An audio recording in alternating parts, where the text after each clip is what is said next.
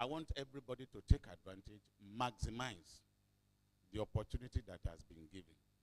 It is true, many people are online, they are linking us up, but I still remain, well, I still share this analog sensibility.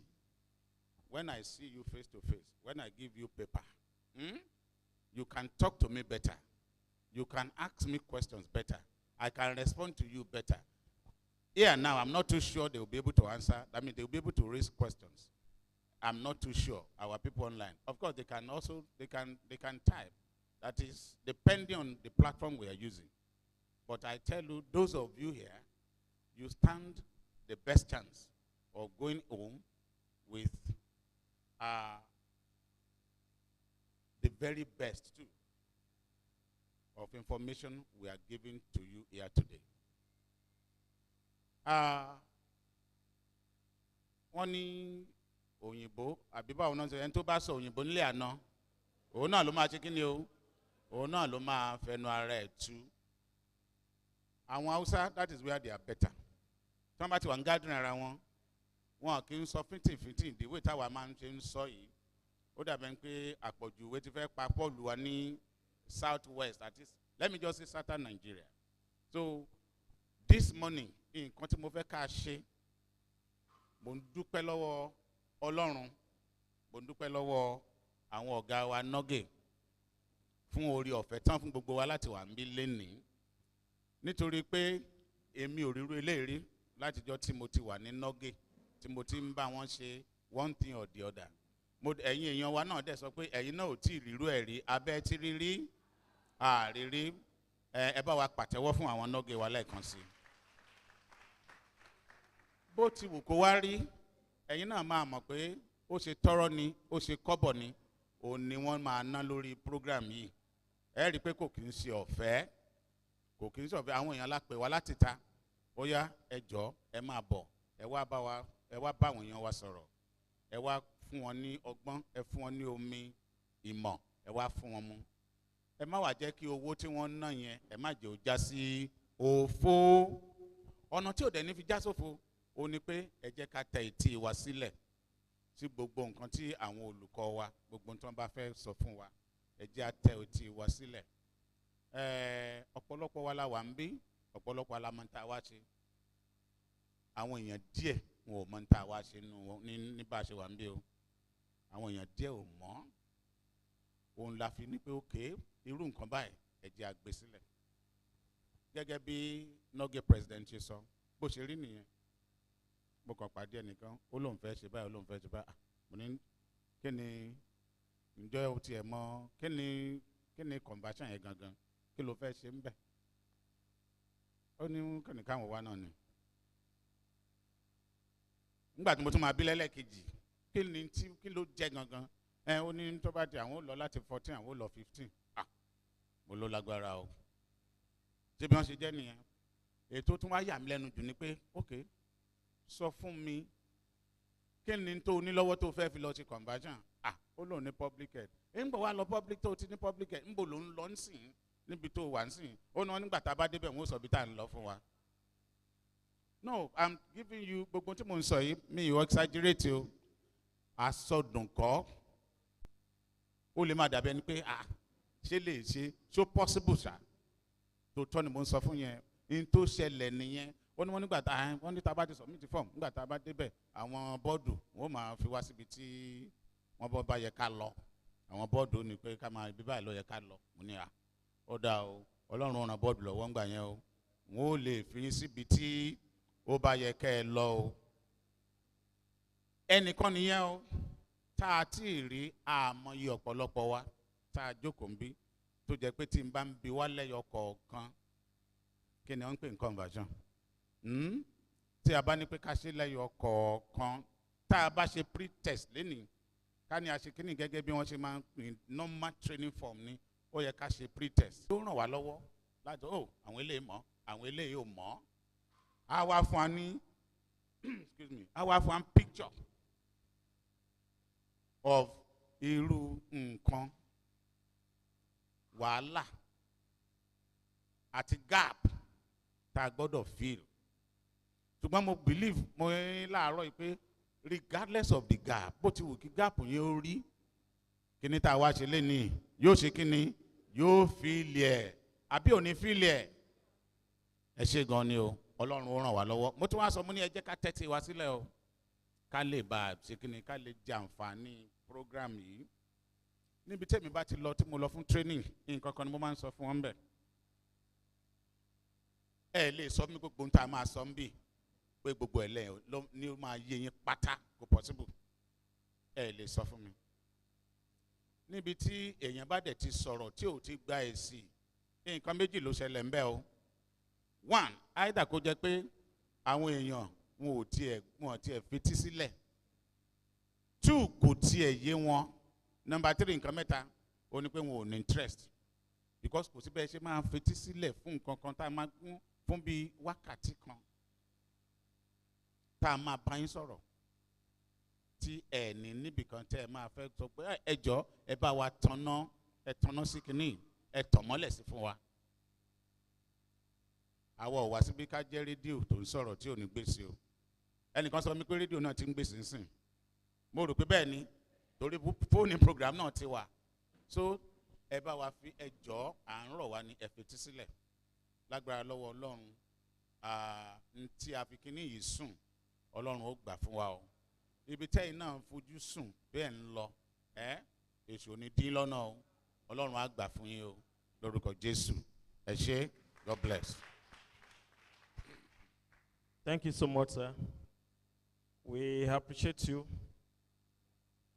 for the welcome remarks as the coordinator of our resource person that we have selected for today. For the first paper, we are going to have public service conversion exercise. What you need to know. That's going to be the first paper. Just ask the person beside you, what do you need to know? Oga has really dealt with that introduction part. We have some of our people that, because of the fact that my friend wants to be converted, then it interested me also to be converted. But we have forgotten so many things. And I know that by the time they are coming on board to teach us what we need to know, it will be easier for us to scale this hurdle. Don't forget, examination is not through test of ability, but of course, it is a selective method. And that's why the last time we had this tutorial for those who converted from local government service, we had about over 1,000. And when the commission sat on the result, it was based on 65 on merit, 65% on merit. And few people attended the tutorial class, sir. Few people out of thousands that wrote the exams. So when people want to begin, no gay, I want your fairly gone. Of course, we can't tell them that how many of you came to the tutorial class, because we made ourselves available for them to come, to prepare them, and thereafter, we can have our mouth to say, please, help our people. It is only when you commit to a certain program that you can have mouth to talk. But now again, okay, I said it, there's no way virtual transmission can enhance teaching and learning activities. But we have seen it all to make sure that even if you cannot make yourself available, you can still buy data of 1,000 naira and you will still learn something online. So for those who are here now in this conference, we appreciate you. For those who are joining us, please stay with us, don't go. So that by the time you go for the exams, after the exam, they're going to be interviewed. So when the primary health care board management sit for the benchmark, I pray that all of us will pass. All of us will pass. So that it will be easier for us. Your success should be our pride. Your success should be our pride. so that tó ń bá ṣe gbé sí 50 ó yẹ kí 50 wá harvest everybody. Tó ń bá gbé sí 60 ó yẹ kó harvest everybody. Tó ń bá tún gbé sí 70 ó yẹ kó harvest everybody, because it's what we are doing day by day. This is more professional. Our tower head is more professional, but we need to open our eyes, our mind to certain things to enhance our learning. And I pray success is our portion in Jesus' name. So permit me to welcome on board again Dr. Omotajo to take us the first lecture for today. Thank you very much, sir. Please switch off your phone now, or you put it on silence, so that there won't be any attraction. Please and please. Thank you, sir. Bless you, sir. Ẹ ṣé ọ̀gá wa, Mr. President. Mo wòye nǹkan kan o. Kò yẹ kó jẹ́ pé nìkan lè máa wà ń bí o. Àwọn ESCO yín dàmbò náà wà. Ordinarily, ó yẹ kí ipò àgbà kẹ́ jókòó. We have one of your officers. Àwọn ló yẹ kó máa bá wa ṣiṣẹ́ MC, whatever it is you call that. Ẹ̀yin kọ́, ipò àgbà lẹ́yìn wà, ó yẹ jókòó ni. You have to nominate somebody now. Bó tiẹ̀ jẹ́ pé yóò máa announce the next step lásán ni ẹni tó yẹ kó jẹ́ nìyẹn. Where is you have assistant secretary or whatever? They are on their way, abi? It's okay. Okay, bóyá n tó fà á nìyẹn. Okay. Comrade Ahmed, okay. Trustee, you are welcome. Ẹ pẹ̀lẹ́. Ntí mo fi ń sọ lé ni pé ọ̀wọ̀ tó bá tọ́ sí olórí ló yẹ kí a máa fún olórí. Níbi program of event, nta àkọ́bẹ̀ ni pé welcome address by the president. Lẹ́yìn yẹn, the president ò jókòó ni. Káwa yòókù, àwa àsọmọgbè, ká máa bá rìn àjò training yìí lọ. So, God bless you. Agbọ́dọ̀ rẹ ni tí ó máa ṣe MC. Ẹ ṣe lẹ́ẹ̀kan sí, just like the president said, I am mounting the podium a second time. Ó dùn mí pé I plan it as a typical training orientation program. About to roll out to agenda or program of events, so that every one of us etimon kilo kan. Then if I tell etimon kan to kan. Now, into concern is not the lecture directly, and that is why I am wearing two caps. When we are cap coordinator, but when we are cap resource person. Into concern ni introduction. Nígbà tá ń sọ̀rọ̀ introduction, tá ń plan ẹ̀ àti gbogbo plan wa ni pé gbogbo thinking wa ni pé àwọn èèyàn á pọ̀ àdẹ̀ní rí orí ọ̀fẹ́ àti pé ẹnìkọ̀ọ̀kan by name. Ibi tí èèyàn ti ń dì pẹ̀lú 500, it will be difficult láti pé everybody by name. But ntarimbi is less than 100. So orí ọ̀fẹ́ ni fún wa to know you better. More importantly, tó yẹ pé gbogbo yín PAC ni ẹ belong sí, and I know bẹ́ẹ̀ mi náà ò ṣe mọ̀ ọ̀pọ̀lọpọ̀ yín lọ̀pọ̀lọpọ̀ yín ò ṣe mèmí náà. Am I lying? Bí mi ò ṣe mọ̀ yín, àwọn kan ti wá kí mi, àwọn tó jẹ́ pé àtijọ́ ti ṣiṣẹ́ pọ̀ nìyẹn. Àwọn kan tí gbogbo ẹ̀yin tí ẹ̀ àti ìjọ ti ṣiṣẹ́ pọ̀ ẹ̀ lè mọ̀ mí. Ó ṣeé ṣe kọ́ ẹ pé díẹ̀ nù yín ti máa gbọ́ pé wọ́n olúwa Dr. Motajo kan wà bí kan Dr. Motajo, ó ṣeé ṣe. Ṣùgbọ́n orí ọ̀fẹ́ la ní báyìí káwa mọ̀ra wa dáadáa. Wọ́n ti sọ orúkọ tèmi, ẹjẹ́ á bẹ̀rẹ̀ báyìí kí ẹ̀yin náà máa bá wa sọ orúkọ yín, ibi tẹ́ ẹ ti wá àti kédà yín àti kédà tẹ́ ń plan láti lọ. God bless you. Good morning, everybody. I'm Mrs. Adedeji Lydia Omolola from OYO East Local Government. I'm a nurse midwife, CNO, Chief Nursing Officer. So I want to confer to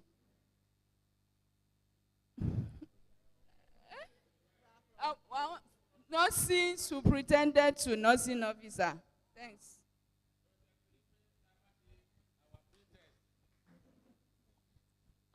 Ajayi Florence Abosede,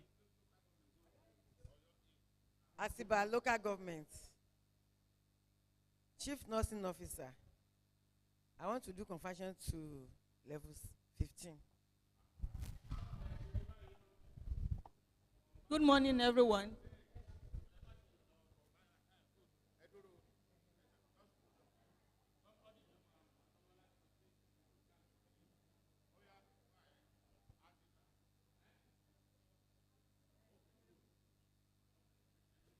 Hello?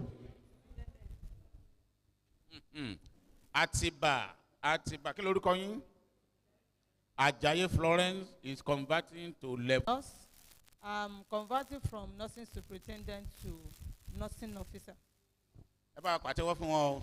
Nursing superintendent to nursing officer. My name is Oladeji Abosede Benjo from Afijo Local Government, nurse midwife, converting from nursing superintendent to nursing officer. Nursing superintendent to nursing officer. Madam, how many years have you spent in the service? 22. All right. And you are grade level level by grade level 14. Ejo. My presido, you will do me a favor. I need a sheet of paper. Sheet of paper. Abi Babani? Okay, good. Good.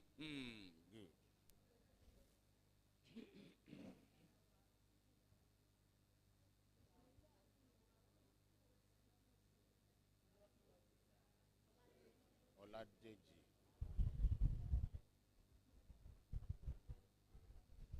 Ẹyin. How many years have you spent?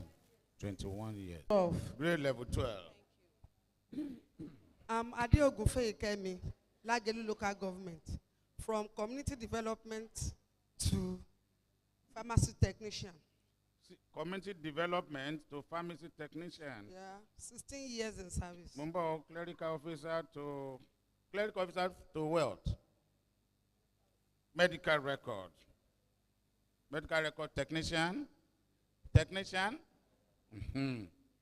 So, how many years in service? 16 years. 16.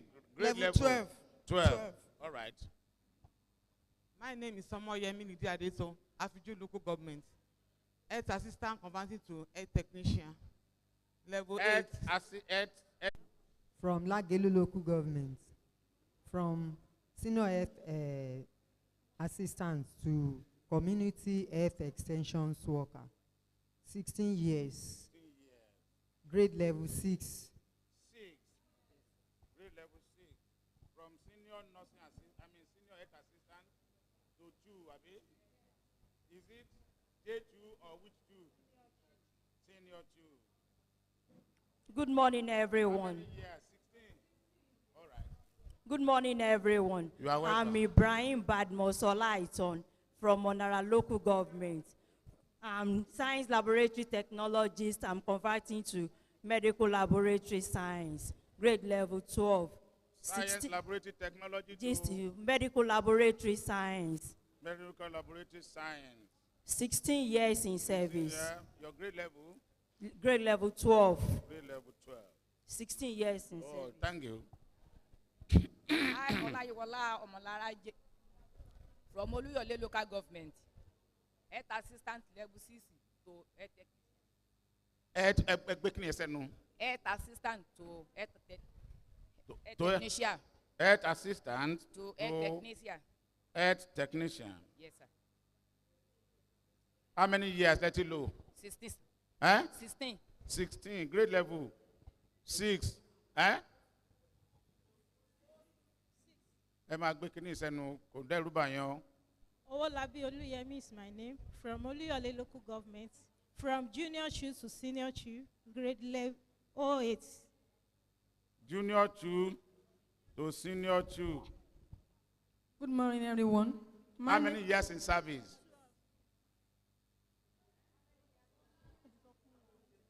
My name is Oladosu Bumi Fumilola, from J2 convert to senior 2. Okay. How many years in service? 12 years. 12 years. Your grade level? Level 8. Good.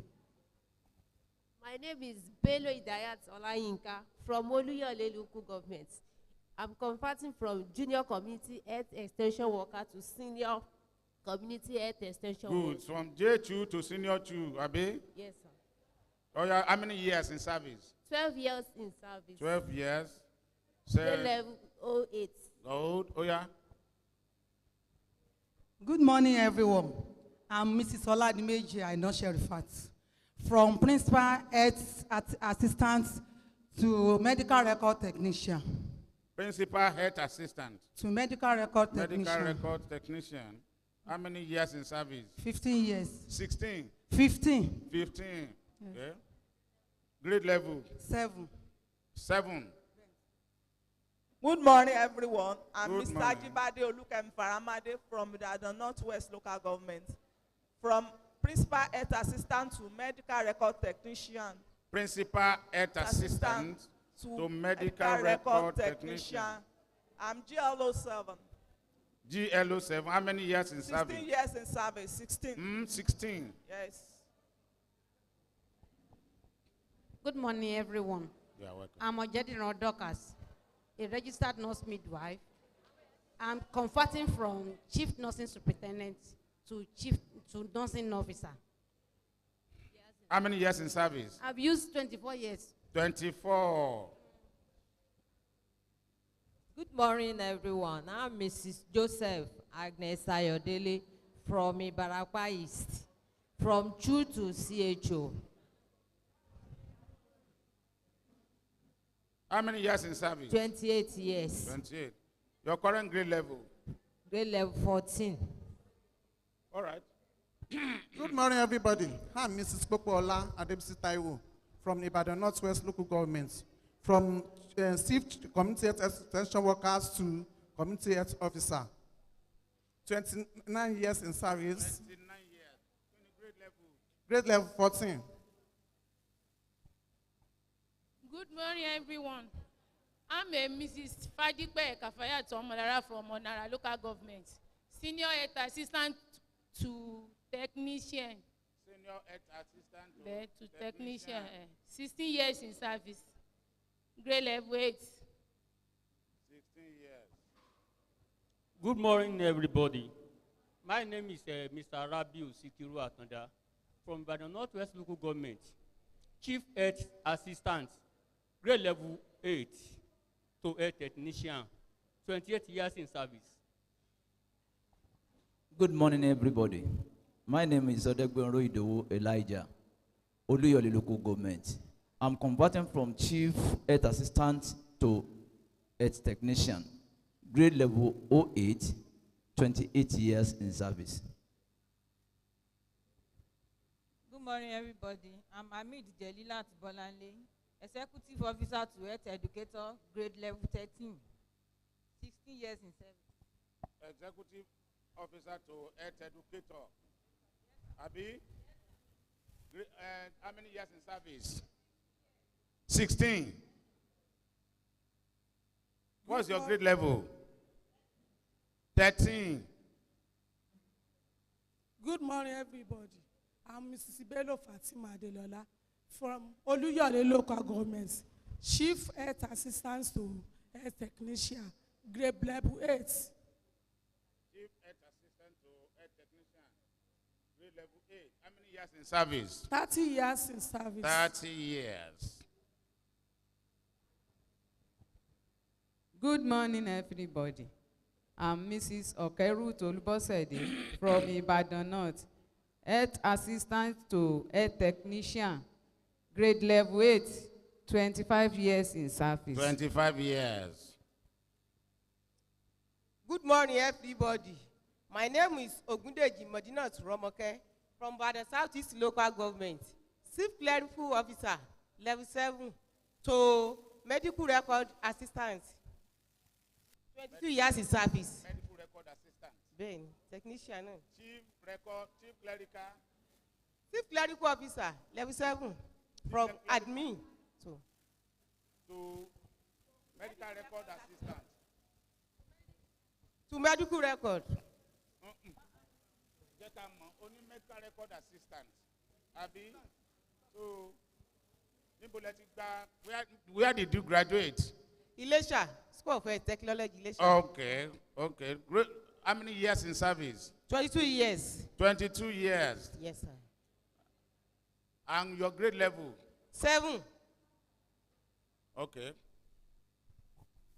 Good morning, everybody. My name is Olawuya Yodeji from Ibadan Southeast Local Government. Health assistant to medical record office technician. Health assistant to medical record of technician. Mélòó lẹ ti lò? 17 years. Okay. Grade level 6. Grade level 6. All right. Okay. Oh. Good morning, everyone. You are good morning. My name is Mrs. Alesh Oluwakemi, Ibadan Southeast, from Health Assistant to Medical Record Officer. To medical record technician. Yes. How many years in service? 16 years. Eh? 16 years. 16. GL. 6. Hmm? 16. Okay. Good morning, Let's happen everyone. My name is Mrs. Akonwo Olawumi, Chief Community Health Officer to Director of Public Health Officer. Director of Public Health. How many years in service? 29 years in service. 29 years. Grade level 12. Grade level 12. 14. 14. Yes, sir. Grade level 14. Yes. Good morning, everybody. Good morning. I'm Mrs. Tony Mohammed from Ebeda Local Government, Health Assistant to Health Technician. I'm 30 years in service. Good morning, everybody. Grade level 07. 07. Good morning, everybody. My name is Mrs. Oladimeji Bukola Janet from Egbeda Local Government, from JHU to Medical Record Technician, 30 years in service. Grade level 08. Good morning, ma'am. Good morning, sir. My name is Ayegu Sironke Adeola from Egbeda Local Government. Conversion to JHU to Senior 2. Then 16 years in service. J2 to Senior 2. Yes, sir. 15 years in service. Yes. I'm getting grade level. 8. Good, 8. Good morning, everybody. My name is Oladoshrini Funke from Egbeda Local Government to Senior 2. Grade level 8, 16 years in service. Good morning, everybody. My name is Amo Foluke Oluwatoyin from Health Assistant to Senior 2. 16 years in service. Grade level 8. Good morning, everybody. My name is Ayodele Nike Atinuke from Egbeda Local Government, from Chief Clerical Officer to Senior 2, 17 years in service. Chief Clerical Officer to Senior 2. Chief Clerical 17 Officer. years in service. Yes, sir. All right, go ahead. Level GL07. 07. Good morning to everybody. Ẹ káàárọ̀. My name is Yetunde Salami Yetunde Idias. Oh yeah. I'm JQ to Senior 2. J2 to Senior 2. I'm 8 years, 22 years in service. And you are grade level what? 8. 8. Level 8. All right. Good morning, everybody. My name is Moranekeji Victoria from Lagelu Local Government, Senior Health Assistant to Health Technicians. Grade level 8, 24 years in service. 24 years in service. Good morning, everybody. Good morning, everybody. Yeah. My name is Fawole Iyabo Temidayo, from Health Assistant to Health Technician, grade level 8, 30 years in service. 30. Yes. Good morning, everybody. My name is Oyeleke Okpayemi, Chief Health Assistant, to health technician, GLO 8, 23 years in service. Good morning, everyone. My name is Adiagbo Morufat. I'm from Egweda local government.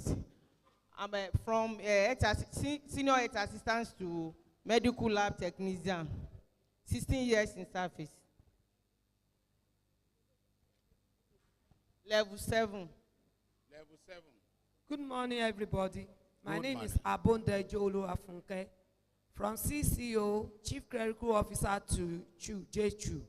I am level 7, 16 years in service. 16 years. Good morning. My name is Adekunle Falsat Oluwakeji from Egbeda local government, CCO, health assistant, admin officer, chief clerical officer, to health assistant, health assistant, 19 years service. 19 years. Good morning, everybody. My name is Abolade Omolola Miriam. I'm Junior Community Health Extension Worker to Community Health Extension Worker. My year of service is 29 years. 29.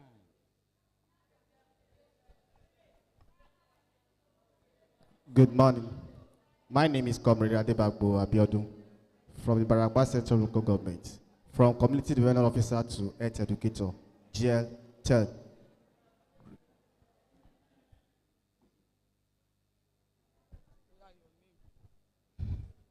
My name is Mrs. Olatunji from Ibadan North local government.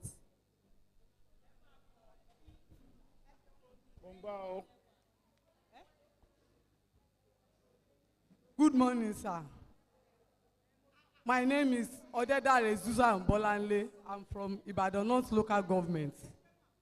Chief Clerical Officer, admin, to Medical Record Technician.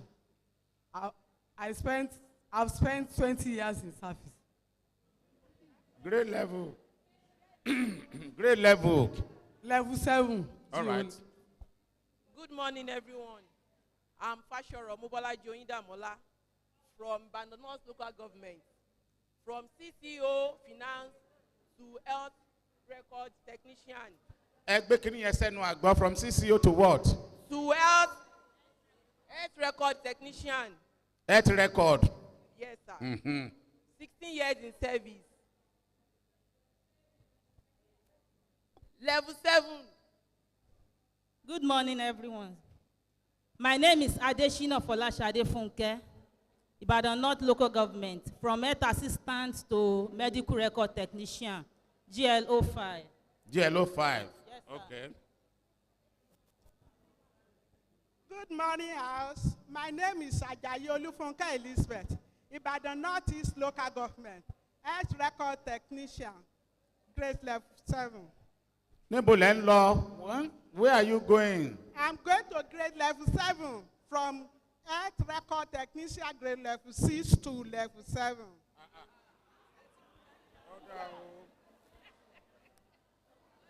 Amadelabu Bolanle Abiodun from Akiyele local government. Yes. Yes. From 2 to CHO, grade level 13 to 14. 29 years in service. 29 years in service. And that is GL what? Akiyele local government. Any grade level? 13 to 14. Good. Okay, 13, Sha. Oh, yeah. Everybody, Leo Soro. Everybody, la ma gbọ́ lẹ́nu ẹ̀. Good morning, everybody.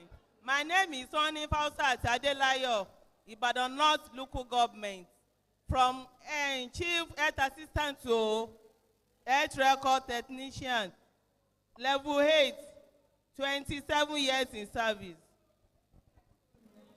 Good morning, everybody.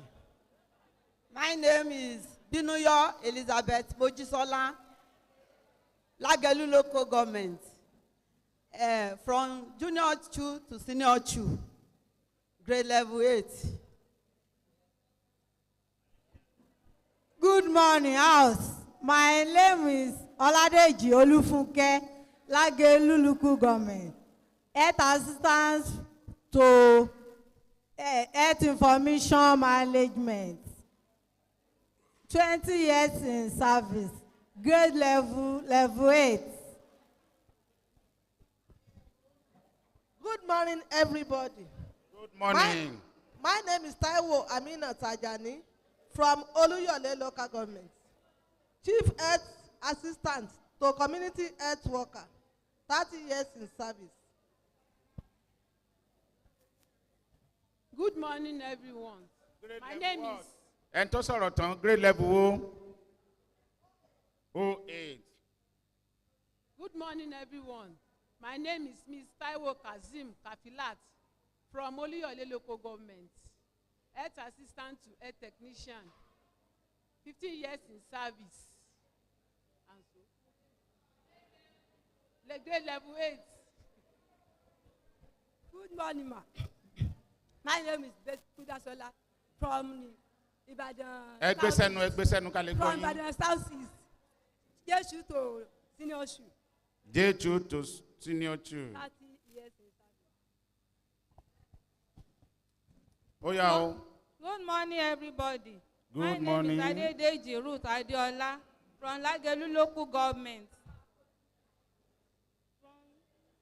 From Senior Health Assistant to J2, grade level 06, 20 years in service. Good morning, everybody. My name is Oloyede Oluwatoyin from Ring Road State Hospital, from Health Assistant to J2. Good morning, house. Ring Road State Hospital. Eh? Good morning, house. My name is Akintayo Omowumi from Ring Road State Hospital, from Health Assistant to J2. Ring Road, abi? Yes, 9 years in service. Good morning, everybody. My name is Aminat Aziz Olabisi from Ibadan Northwest Local Government. I'm Principal Executive Officer, GLO 10. I'm going to Science Laboratory Technology SCADA. Ìwọ́n ń bò ló ń lọ. Science Laboratory Technology SCADA. Ibẹ̀ ló ń lọ, àbí? Yes, sir. Good morning, everybody. My name is Mrs. Rajlat Fat Folashade from Ishayin Local Government.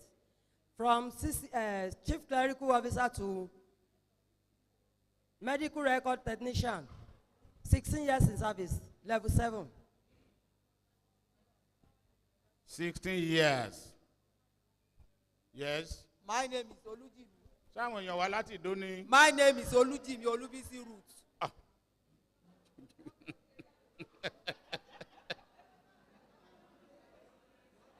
Ó yá o, torí mi ò gbọ́ nǹkan kan ni o. My Ọmọ name ìpọ́n is ti sá. My name is Olujimi Olubisi Root from Barapa East Local Government. Ẹni yẹn dàárí o. Olódúró ìsà. Okay. My name is Olujimi Olubisi Root. Community. From Principal Secretariat Okay. Assistant to Medical Record Technician. Okay. Level 10. 21 years. Good morning, everyone. Good morning. My name is Okwade Florence Olufunke from Ibadan North Local Government. I'm going from CHU to CHO, grade level 14. 22 years in service. Good morning, everybody. My name is Ola Ogunkayode Abigail from Ibadan North Local Government, from Community Health to Health Educator, 23 years in service. Community Health. Community Health to Health Educator, 23 years in service, grade level 14.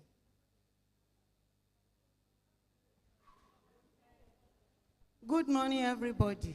Good morning. Akintaro Ruth Oluwakemi from Ibarapa North. Chief Clerical Officer to Health Assistant, 17 years in service. Chief Clerical Officer to Health Assistant. Good morning, ma'am, sir. My name is Akorede Ganiyat Folake from Akinyele Local Government, from Health Attendant to J2, grade level 4, 15 years in service. Good morning, everyone. My name is Olagoke Modupe from Egbeda Local Government, from Junior Community Extension Worker to Senior Community Extension Worker. Junior to junior. Yes, sir. To senior to, Abi? Yes, sir. Grade level 8. 22 years in service. Okay. My name is Hussein Adenike Alimot from Senior Medical Record Technician. I'm converting to Medical Record Officer. GL. Senior 9. Medical Record Technician. Yes, to Medical Record Officer. GL 9. How many years in service? 16. 16 years in service. From Ido Local Government. Good morning, everyone. My name is Ola Ogunkemi Olasunkami, from Health Assistant to Medical Record Technician. Health Assistant to Medical Record Technician. Medical Record Technician. GL4, 16 years in service. All right. Ido Local Government. Good morning, everybody. My name is Ojo Abisola Moyosore from Ido Local Government. Head Assistant Cadre to Medical Laboratory Scientist. 16 years in service, grade level 4. To Medical Laboratory Science. Medical Laboratory Science. Good morning, everybody. Good morning. My name is Rukaya to Ido Local Government. I'm Senior Health Assistant to Health Technician. J07. J level 7. How many years? 16 years in service. Good morning, sir. My name is Akintawa Rukayat Abiono from Ido Local Government. GL08. I'm 22 years in service. From Senior Health Assistant to Health Technician. 22 years in service. Good morning, sir. My name is Lasisi Sariat, Akinyele Local Government, Chief Health Assistant to Health Technician. 24 years in service. Oh, level 8. Good morning, sir. My name is Ogumi Wadamilola from Akinyele Local Government. Health Attendant, level 4. 20. Mbulen law. Health Assistance. No. Nisi, health attendant, let get by. Go to the health assistant by. No, health attendant to health assistance. Good. 27 years in service. Aha. Good morning. 27 years. Good morning, House. Oh yeah, good morning. My name is Ajagbe Yabo Bolatito from Akele Local Government. Health Attendant to Health Assistant level 04, 20 years in service. Good morning, sir. My name is Opani Detoyin. Health Attendant to Health Assistant level 4, 18 years in service. Good morning, sir. My name is Oladele Simbiant. Oh yeah. My name is Oladele Simbiant, Akinyele Local Government. Health Assistant to Health Technician, grade level 8. 28 years service. Good morning, sir. My name is Wahab Tawakalit Folashade from Akinyele Local Government. I'm Health Assistant, confined to Health Technician, level 8, year in service, 22 years. 22. Good morning, sir. My name is Abisola from Akinyele Local Government. Health Assistant to Health Technician, level 8, 18 years in service. Good morning, sir. My name is Ahmed Taiwo Omolara from Ibadan North East Local Government. Ibadan North Local Government. From Chief Clerical Officer, account, to Chief to record, Medical Record Officer. Years of service, 15 years in service. All right. 15. Good morning, sir. Good My morning. name is Lafenwa Toyin from CCO accounts to medical record technician, 16 years in service. Grade level. 7. My name is Ade Romushalewa from Chief Clerical Officer Admin to Record Technician, level 7. How many years in service? 22.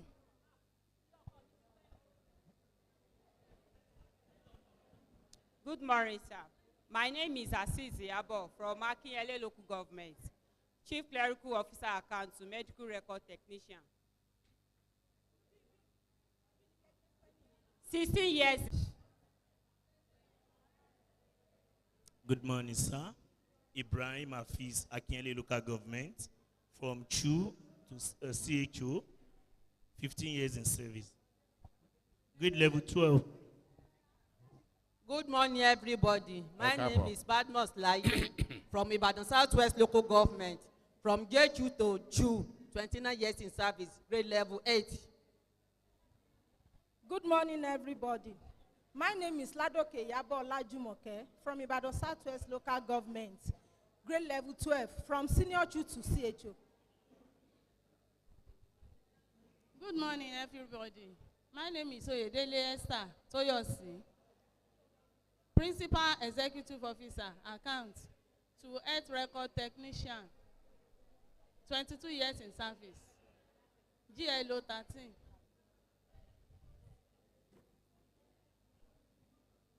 Good morning, everybody. Oh, yeah, good morning. Simon Surat, Ibadan Northwest Local Government, from CHU to CHO. CHU to CHO. Yes. Good. GL 14. I'm 26 years in service. 26. Yes. Good morning, sir. My name is Tubi Olaleke David. I'm from Akinyele Local Government. Tubi Olaleke David is my name. Yeah. I'm from Akinyele Local Government. From CCO to HGL 07. I'm 16 years in service. CCO to HA. HO. HA. 8 assistant. How many years? 16 years in service. Good morning, everybody. My name is Balogun Latifat Abidemi from Ibadan Southwest Local Government, GL 14, from CHU to Community Health Officer. Good morning, everybody. My name is Mr. Ibamiji. How many years then you to low? 26 years in service. 26. Good morning, everybody. I'm from the Northeast Local Government. I'm an attendant to dental health.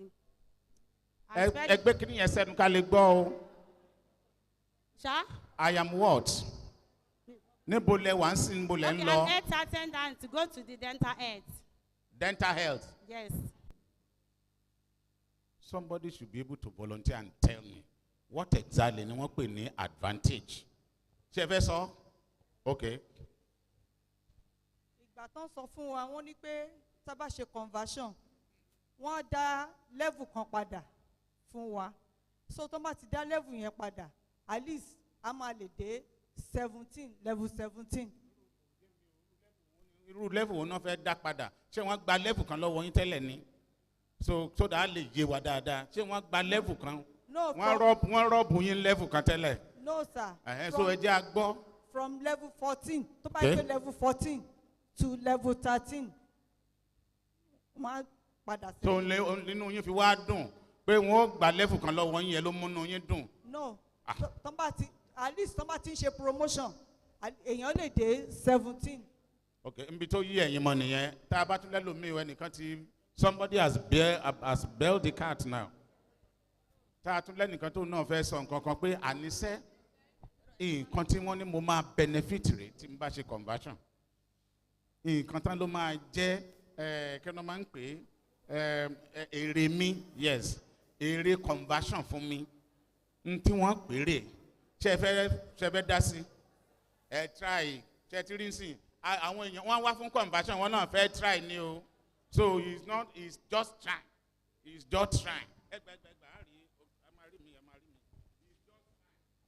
a kú jókòó gẹ́gẹ́ bí community health extension worker nǹkan tí mo rí ń bẹ̀ ni pé wọ́n ní táwọn míì bá rìtáyà pé wọ́n á dá wọn padà sẹ́yìn fún bóyá pension something wọn then àdẹ̀wò pé tá a bá convert sí CHO àwọn CHO wọn kì í dá wọn padà rárá orí level tán bá rìtáyà sí náà máa sanwó náà fi máa gbowó lọ.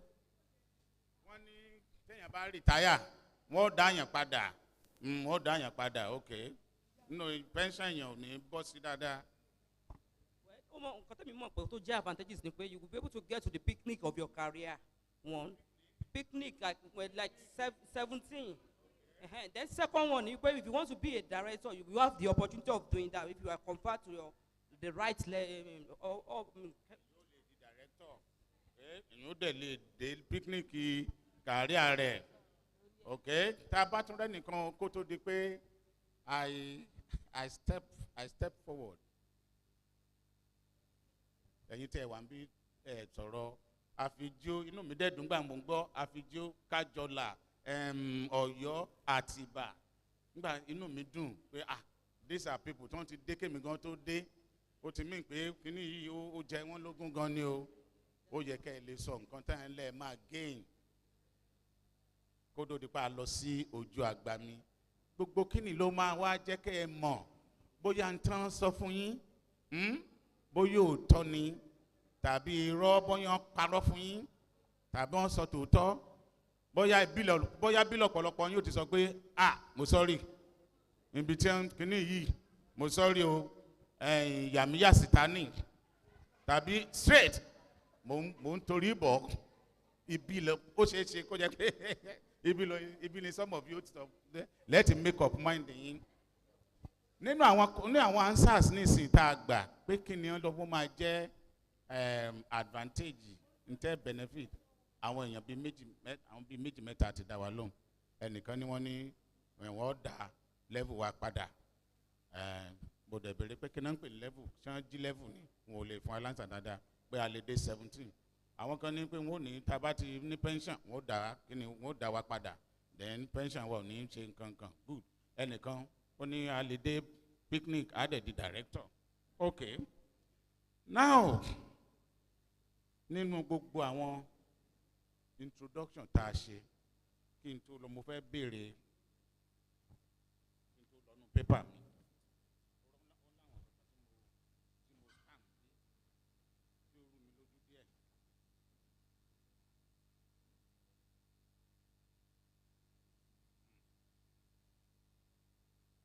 ẹ̀yin Ring Road State Hospital Ring Road State Hospital.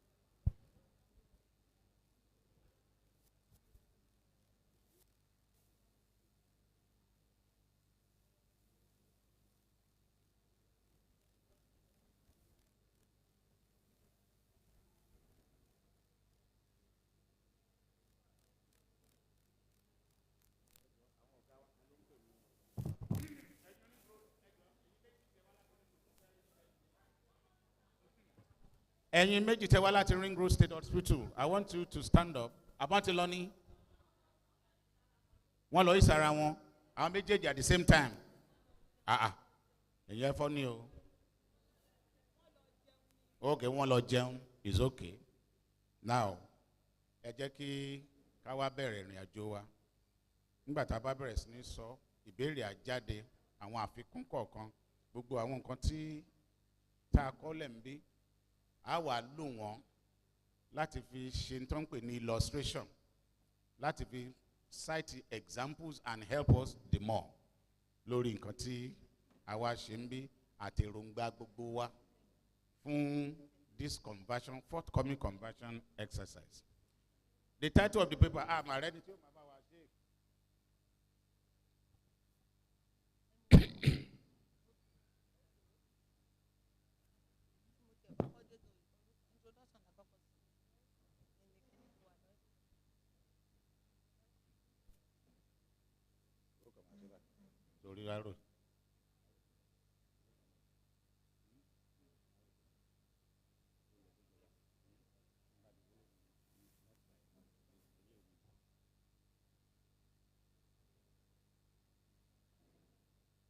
Gẹ́gẹ́ bí àwọn ọ̀gá wa president mọ̀ ṣe sọ, papers méjì la máa present mi lẹ́nìí.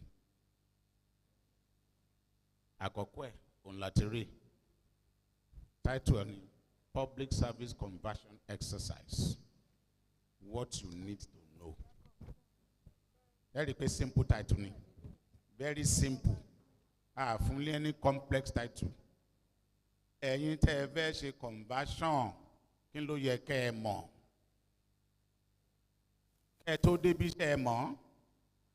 Tẹ́ ẹ bá mọ̀ kẹ́ ẹ tó débi, ńgbà bá parí ètò yìí, kò yẹ kẹ́ ẹ tún wà ignorant o, kò yẹ kẹ́ ẹ jẹ́ òpè.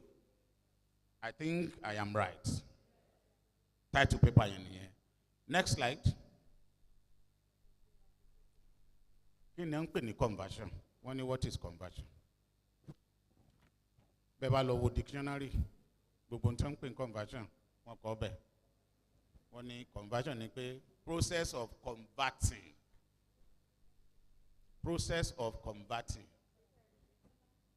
Gbogbo wa láti rí nǹkan, gbogbo wa láti ṣe conversion rí, one way or the other. Àti mú ice block wa, àti sọ di omi rí, àbí kò rí bẹ́ẹ̀? A dẹ̀ ti mú omi wa, kí la sọ́dà? Àti sọ di ice block rí.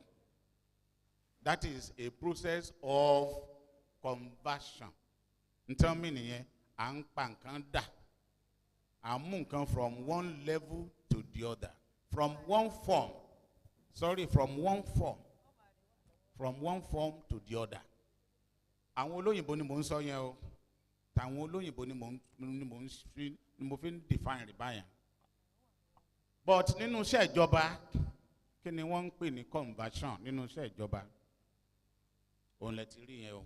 Wọ́n ní it's a process. Process ni. It's a process. Kò ń ṣe event. There is a difference between a process and an event. Event ni pé o jump back. That's an event.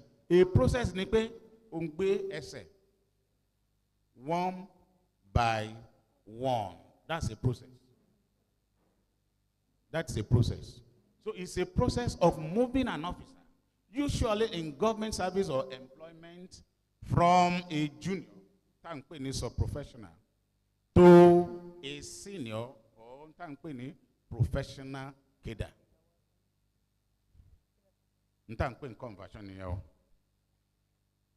And we were from a junior to a senior cadre. Àwọn wo ni junior cadre? Oh yeah.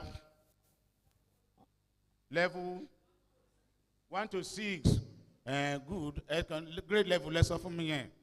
So cadre. Àwọn wo ni cadre? Senior cadres. Attendant. Mọ́tàmáṣe. Ẹja náwó sókè. Àwọn wo junior cadres? Agbọ́dọ̀ lẹ́nìkan bí tí ó sọ junior cadre fún wa. For example, junior cadre. And Tito, yes? Health attendant. Health attendant, good. Any kind of God or something? Messenger. Tani messenger ni odowa. Good. Messenger noise. Yes.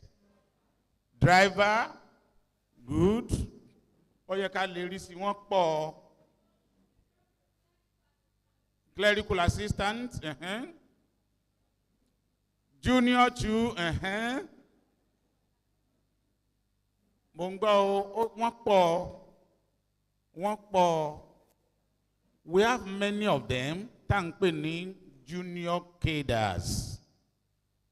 We have many. Níbi ṣe lẹ́nì kankan tẹ́ fẹ́ fún wa. Health technician. It will then surprise you when I mention that all of you test Jokobi, te wafun conversion. You belong to the junior sub-professional cadres. Oh yeah, in lẹ́nu àbí? Bebo ni level 14, level 12, level kini, bo náà ṣe fẹ́ pè junior. Ṣé ti rí nsìn wípé mọ̀ntán pè conversion. Pẹ̀lú level 14 yín tí ń bá bí yín okay kí ló tún dé tẹ́ wá ṣe conversion. Kí lẹ wá àǹtí kí lẹ wá ṣe conversion pẹ̀lú 14. Ṣebí senior ni yín. Àbí senior ni yín. Level 14 is senior. Level 14 is senior. Láti 7 to a particular, wọ́n pè wọ́n middle. Another one, wọ́n pè wọ́n ní senior. Now, gbogbo ẹ̀yin tẹ́ jókòó síbí, all of you, without any exclusion, no exception, gbogbo yín lẹ belong sí sub-professional. And once you are sub-professional, the meaning is that you belong to the junior cadre. In the generic term, in the generic form. Because tẹ́ ẹ bá sí ń bẹ̀ ni kò sí nǹkan kan, ní nídìí láti wà ń bí. So, we are moving you. You are seeking movement from your position. Position tẹ́ wà ń sìn. Ẹ̀yin náà fẹ́ lọ máa jẹun ta. Ìrọ̀dúró àwọn oúnjẹ tata wà ń jẹ yẹn. Ẹ̀yin náà fẹ́ wá máa bá wa jẹ. That is the meaning. Number 2, it is different from upgrading stroke direct promotion. By the time we will be using some of your answers. Láti lè máa tàmọ́lẹ̀ kó lè bá yé yín dáadáa. It is not the same thing as direct promotion. Àwọn kan náà mo kí lè wá ṣe ní conversion. Wọ́n láwọn pé àwọn wá láti ní conversion. Àwọn lọ láti 14 to 15. Is that conversion? Ṣé conversion nìyẹn pẹ̀lú definition yìí? That is not conversion. It is not conversion. Ẹnìkan ní conversion, mo fẹ́ move from level 14 kí n di director of public health. Ǹjẹ́ conversion nìyẹn bí? Pẹ̀lú definition tá a fi bí. Is that conversion? Ǹjẹ́ answer yẹn right? So it means all of us are different ideas of what conversion is. Nta ń gbé bọ̀, làwọn ń pè ní conversion. Nta wà mind wa, nta wọn kan ti sọ fún wa, tí wọ́n ti pè ní pé conversion. Gbogbo ntẹ ní láti ní tẹ́ bá ti lọ fún conversion, immediately náà lẹ́ẹ̀ máa gbélé. You can now see. I must not be confused with any of this. I got to confuse the conversion with direct promotion or upgrading. The reason is pé ngbà bá lọ gba pé láyé ntí wọ́n sọ pé máa gbà kọ́ lélẹ́yìí o. Ìdí gangan tí kìíní tó fi ṣe kókó nìyẹn. Ká má bàa ní heart attack. Kí wọ́n ti prepare mind wa. So that nígbà bá gba gbọ́n bá a bá wà successful, ẹ má jẹ́ wá wà successful lọ́nà tí ó fi pa wá lára. Ọ̀nà tí ó fi ní pa wá lára òun náà là ń tọ̀. Tá a fi ń lọ wájú, tá a fi ń gba promotion ni o, tá a fi ń gba conversion ni o, tá a fi ń gba upgrading ni o, is one of the functions. A major career step towards self-fulfillment. A major career step towards self. Ṣé àmọ́ pé PS wọn àkọ́mọ́ kìí ṣe pé wọ́n ò list àwọn tí ó di PS wà látọ̀run. Mi ò mọ̀ bóyá nìkan dẹ̀ ti rí list wọn o. wọ́n list ẹnìkan kan tí ó di PS wá látọ̀run. Process ẹni tí ó di PS irú nǹkan tí irú tẹ̀ ń undergo yìí náà ni. Àwọn àǹtí wọ́n ní yóò fún wa ní orí ọ̀fẹ́ káwa náà di director.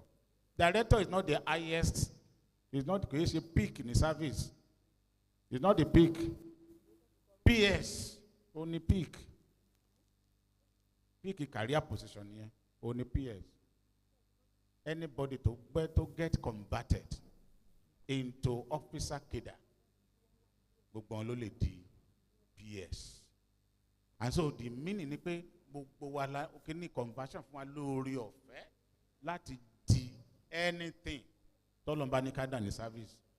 So a major career step towards self-fulfillment. Next slide. Why do we convert? Ẹ ti rí gbogbo àwọn answers yín nísìnyí. Ẹ ti pé mo ní gbogbo nǹkan tẹ́ ẹ kọ́ ẹ kàn rí àwọn àwa. Why do we convert? Ẹnìkan ní káyọ̀ wọn bá lè bá da grade level kan padà. And ká má bàa kálẹ̀ kí pension wa kó má bàa ní problem. Nínú gbogbo tó wà ń bì, ǹjẹ́ ẹ bá mi rí kankan tí tó jọ wọn ó dá grade level wa padà tàbí kí pension wa má bàa ní problem. Ǹjẹ́ a rí ń bẹ̀ bí? Ǹjẹ́ a rí ń bẹ̀ bí? Number one, when the conversion as a management process is carried out to achieve the following.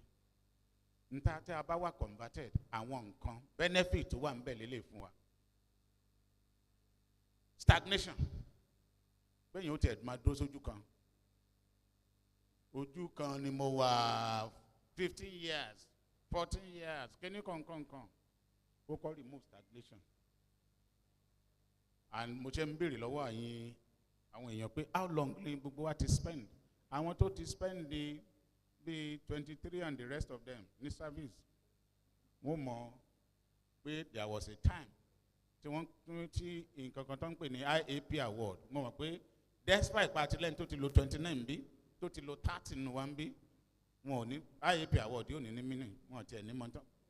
Can anybody tell me nínú àwa tá a ti lo 29 ẹnìkan ti lo 30 níbí kí ni wọ́n ń pè ní IAP kí ni wọ́n ń pè ní IAP? Ǹjẹ́ alẹ́ nìkankan tó mọ̀ tó àwọ̀ ò mọ̀ nítorí àkàn jẹ́ ń bẹ̀ ni pé ó dé àdẹ̀bá kí ni wọ́n ń pè àwa bá ẹ̀fọ̀n lábàtà àdẹ̀ bẹ̀rẹ̀ sí ní fi ọ̀bẹ ńṣe la bẹ̀rẹ̀ sí slice ẹ̀ wọ́n ń pè ní Industrial Arbitration Panel Award nítorí remove stagnation tó jẹ́ pé àwọn èèyàn ò fi dó sójú kan. So remove stagnation. Number two, give opportunity to people with additional certificate or certificate to progress in the service. Ẹ ti rí ọ̀pọ̀lọpọ̀ àwọn èèyàn wá ń sìn ẹnìkan ní clerical officer. Èèyàn lè fi messenger wọlé. In actual fact, ní CBN, one of the persons to the director, one of the directors, one ló bẹ̀rẹ̀ as a security person. One is security ló bí bẹ̀rẹ̀ ń bẹ̀. And he ended up as a director. Kò sí circumstance ò lè jẹ́ kéèyàn fi bẹ̀rẹ̀ iṣẹ́ ìjọba. Èèyàn lè fi school start, èèyàn lè fi kúrútù wọbẹ̀. Ṣùgbọ́n tí èèyàn bá mọ nǹkan tó ń ṣe, tó dẹ̀ rí àwọn èèyàn gidi bá rìn tán dẹ̀ ń ṣí létí pé tí wọn náà ní yìí má jókòó sójú kan tó bá lọ báyìí tó bá rìn báyìí kò sí tó lè dá tó náà dẹ̀ ń gbọ́ tó dẹ̀ ń lọ tó ń tẹ̀síwájú. tó bá bẹ̀rẹ̀ pẹ̀lú security it doesn't mean pé you must end it as a security. tó bá bẹ̀rẹ̀ as a driver kò sí tó sọ pé driver náà ló máa fi parí ẹ̀. tó bá bẹ̀rẹ̀ as a messenger kò sí tó sọ pé messenger ló máa fi parí ẹ̀. And that is why it is the third, or let me say the second advantage. Or give opportunity to people with additional certificates. Gbogbo yín bí lẹ́nu sìn, mo mọ̀ pé nǹkan tí tó fún yín ní ìfọ̀kànbalẹ̀, èyí tó fún yín ní courage láti sọ pé ẹ fẹ́ seek conversion ó ní pé ẹ ní additional certificate abẹ́ ẹ̀ ní ńgbà tó bá tún yá a tún máa sọ̀rọ̀ certificate ẹ nìyẹn ẹ tún gbọ́ bẹ́bẹ́ lórí ìyẹn náà.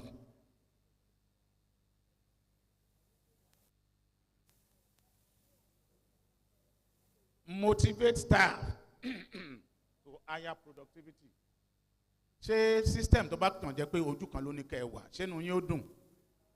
Ǹjẹ́ lè give best yín? You won't be able to give your best. Nígbà tó pé system yẹn ò help yín kò jẹ́ grow. And ibi tí ó bá dẹ̀ ti di growth, there can't be higher productivity because growth tá à ń sọ yìí is just here. Growth tá à ń sọ yìí ibi kọ́pọ̀lọ́ wa grow ká mọ̀ nǹkan sí bó wọ́n ṣe ń ṣe nílùú bí bó wọ́n ṣe ń ṣe nítàn kí ọgbọ́n wa kí ìmọ̀ wa kó grow sí ìgbà yẹn ni service náà ló lè grow. àìmọye àwọn èèyàn náà ò mọ bí wọ́n ṣe ń lo computer lénìí they still in the service. We are now in a world where everything is totally computerized. Totally. Many places, you don't use files. Files have become obsolete. I can change it, send this email, the director, my program officer. The next thing is to talk. Send to my email. I have sent my memo. Kindly check your email for my memo. If not, open mail me. Oh, whatever action to be necessary can take care. That way, the service will get better. Instead, I'm having 2 days, 3 days, 1 month to process a single request at a few hours. And that is why we say it increases productivity. It removes mediocrity. Any additional certificate. Additional certificate, at least by assumption, hello school, hello joko, one coin, egba imo, one shade, don't go for you, one rating, one yes. Yege, one wato for you, so the issue of mediocrity, and when mediocrity is out, the next thing is, you know, the professionals. So the service is becoming increasingly professionalized. I want you to be at attendant. I want not to crew. I want no. Or you can't just okay. I want look. I want no DPS. Bam. I want no cross. I've had the J2. Hello, me love the senior 2. Hello, me love the medical record technician. Level medical record technician, contribution medical record technician is higher in the service than that of an ordinary attendant. So it's becoming increasingly professionalized. Give opportunity for offline. Auntie?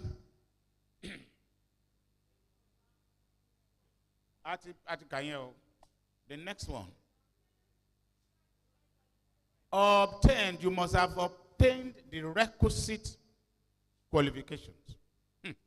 Mark my word, my Lord, my underline because those words, they are necessary for emphasis. One, so quick qualifications or additional certificate. Not just additional certificate. One requisite. Requisite means relevant, necessary, needed. It is not unlikely that some of you are carrying certificates that are not relevant to the cadre you are going, that are not necessary. This is where we are going to see it. Because one by one, a few certificates will be done. And I'm going to tell you if your certificate is relevant and if it is not relevant. This line,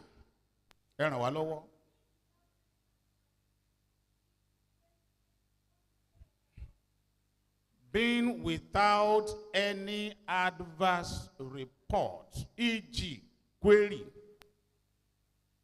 warning, or any other form of disciplinary action. Yes, yes, advocate in Kanama, they will also go through your files. Ǹjẹ́ ni ti gba query rí? Ǹjẹ́ ti warn rí? Ǹjẹ́ ó ti go through any form of disciplinary action? And what this one is telling us is that èmi ti pẹ́ ta ni mi ò ń ṣe èmi ò ń sọ̀dẹ̀ o kọ́ má fi lọ̀kulọ̀ lọ̀ mí. Àwa tá à ní regard tá à ní respect fún anybody. Àwọn tó ń sọ pé pàmí ń kú torí bẹ́ńbẹ́ sọ́kọ́. We don't care. Àwa tá a believe pé no. Àwa ò gba nonsense. If it is discovered that you have any of these, you may run into problem during your conversion. Yes, somebody there to help us. Meet other requirements stipulated by the converting authority. Ẹnìkan ló fẹ́ ṣe conversion fún yín? Àbí? Kí lórúkọ ẹni tó fẹ́ ṣe conversion fún yín? Primary Health Care Board. So that is the converting authority. Ẹni tí ó ti wà invested with the power to conduct the exercise. So if the board has any other requirement, you must know it, or you must know them. You must not just say, want to look at certificate, want to look any other relevant requirements by the converting authority must be respected. Next slide. Key points to note. Key points to note. Anything, yes, and don't pay phone, don't back on, yes. Stand up and help us.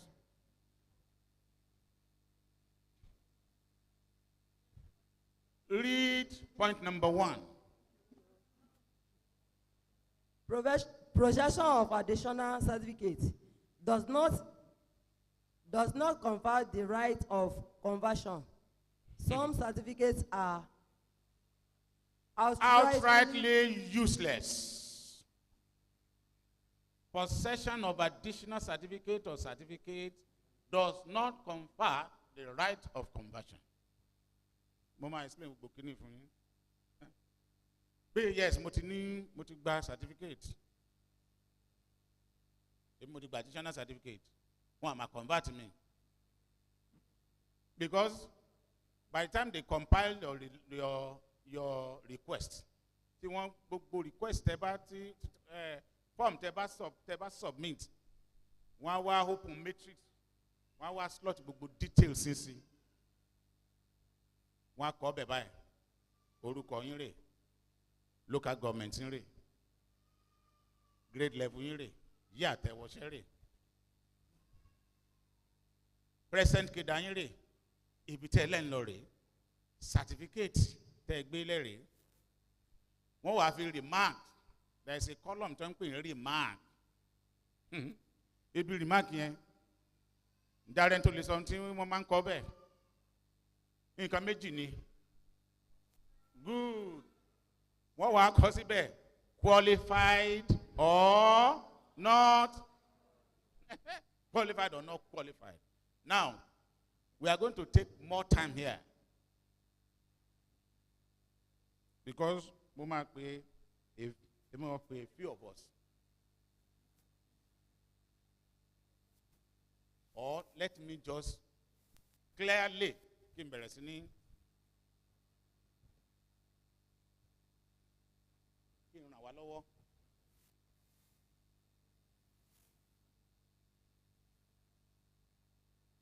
Àwọn tó ń lọ sí nursing officer kéde. Do we have them here? Nursing officer kéde. What certificate do you have? From, sit down. And I'm interested in, your country. With you, nursing science, bachelor's degree in nursing science. Good. Our town cross Lossi CHO. What do we have? Yes, and to have a volunteer. CHO, oh yeah. All you need, you don't need to come forward. No, Miss Okweke, wa. No. Inti mo nso ni pe e sọ̀rọ̀. Mi ni ke yọjú. 10 lọ, you are going to CHO. You are going from CHU to CHO. Higher diploma in community health. In public health. Bachelor's degree in public health. Good. Certificate di méjì báyìí. Anything diploma. Mbo na sọ pé ma NDC. Anything diploma. Mbo wọ́n sọ pé anything diploma ma NDC ní civil service. I want us to answer the question. Level 14. Tawan lọ láti CHU. Tó jẹ́ pé CHU ni wa senior CHU là ń lọ. We are senior CHUs already. Níbo ni mbo la máa hand career wa sí as senior CHUs. Mi ò sọ JCHU o. As senior 14, sir. 14. God bless you. So what advantage do we now have? Ìrìn àjò wa as senior CHUs I need 14. And I've just asked, diploma as at today in the service. Níbo ló náà ń parí ìrìn àjò ẹ̀ sí? Gbogbo wa, we agreed 14. The next question, logical, so what advantage only any yet to loan fair convert?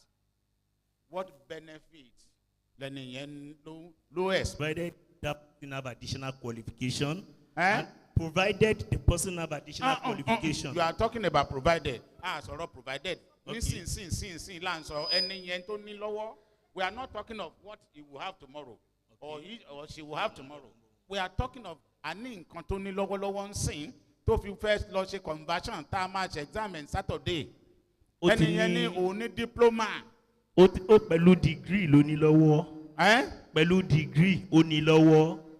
I work on those sorrow.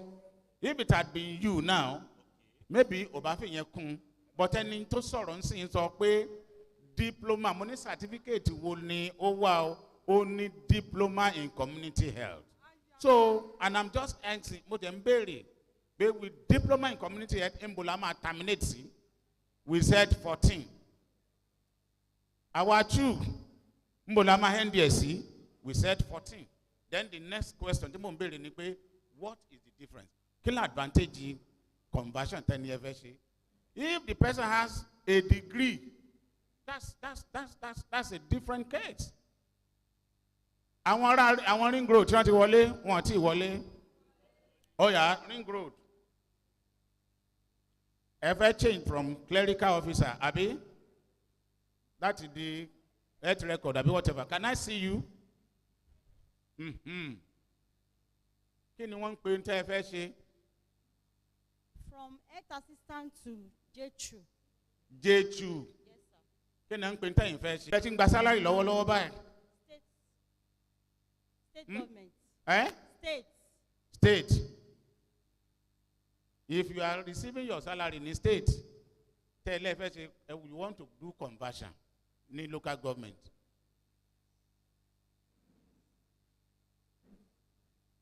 I don't know how that one will be possible because you don't have the same employers.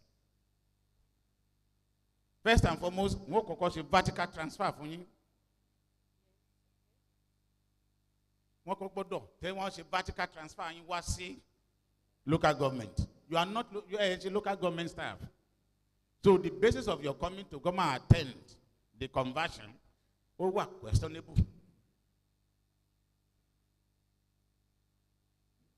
You must be transferred from State Hospital Management Board to State Primary Health Care Board. Now, to the State Primary Health Care Board, we can call it lateral. At that level, at the structural level. But at the functional level, it's a vertical transfer. So, I don't know what the outcome, conversion, I don't know what it will be. Because everything better divine conversion, and it's a process. A process, a man journey, you take a step, one step after the other. And it is events. When you press button, you don't press button and get it. It is a process. So the first process we do, transfer. Transfer loss board. Board who are posting loss local government authority. It is then you will now be seen. Oh, you are a local government authority staff. As it is now, you are not our staff. You are not. You are not. You are a board staff. So I am saying this so that if anything comes out, you know you're in a budget. Look, you have been told you are not properly advised. Clerical, local government, CCO account, PEO and finance, so we are still on certificate. Some certificates are what? Outrightly useless.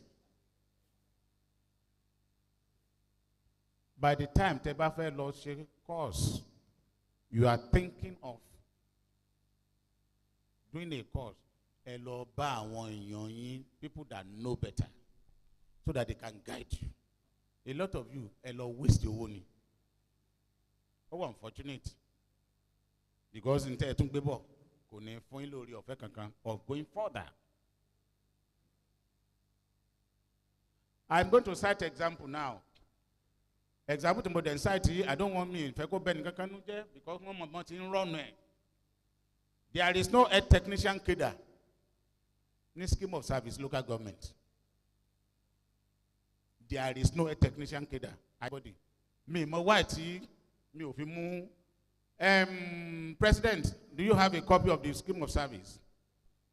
There is no health technician cadre. None. I have taken it up. I wanted Mulosi College of Kinongpimbi, LLA, College of Science and Technology. You are training people for KEDA till existing. Because KEDA now have a plan, progress. If your KEDA is not existing, how do you know? How do we plan your progression? How? One plan me photocopy so that I can give you people. Money can say photocopy. So we can give you. 2006. Yes. Good. So you can go through this. Technician. And you can convert see dental assistant. Me any dental. Dental health. I don't know the meaning of dental health.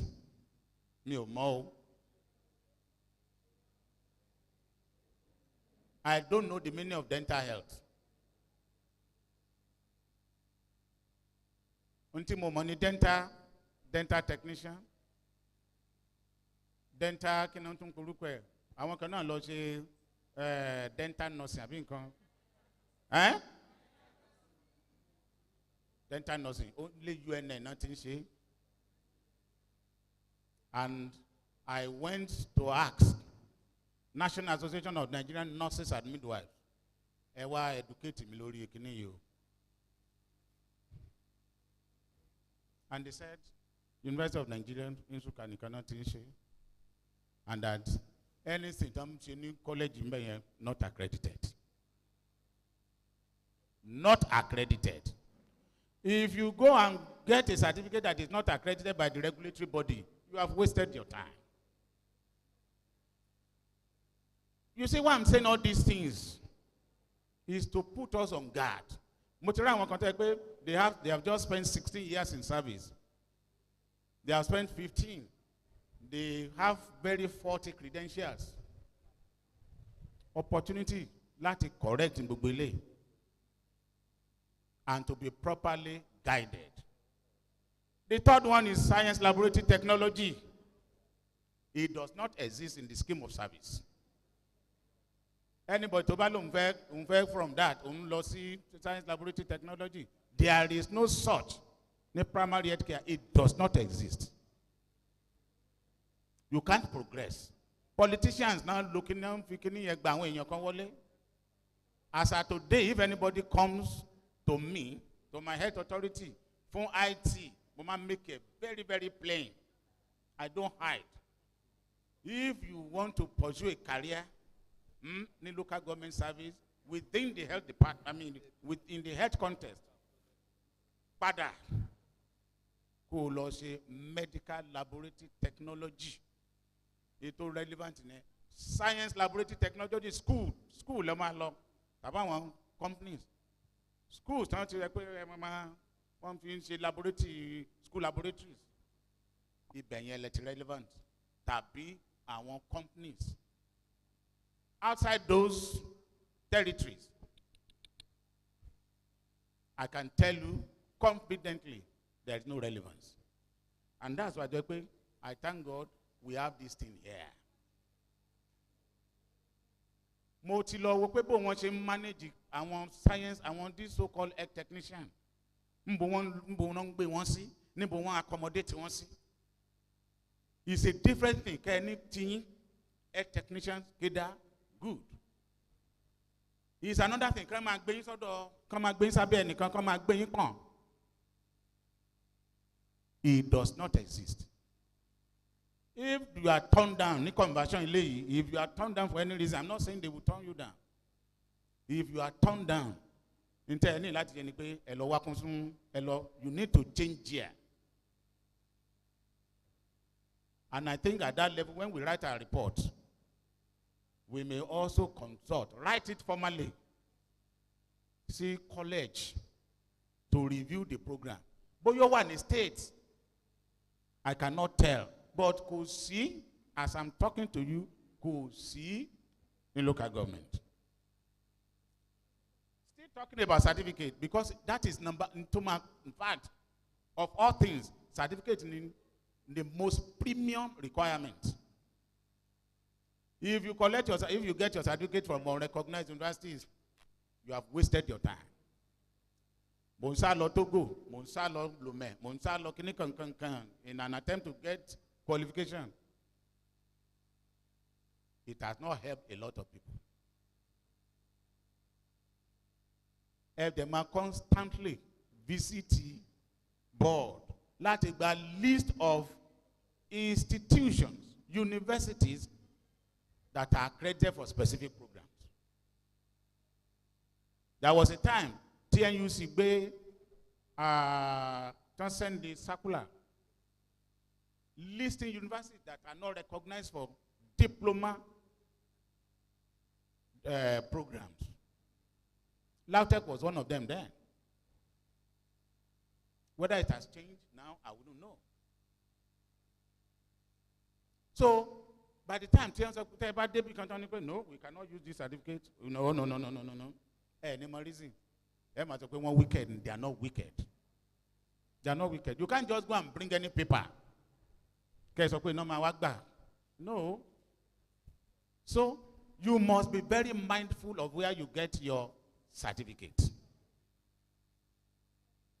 so that at the end of the day, your effort will not be wasted. Lórí certificate àti so many things. Is it relevant to where you are going?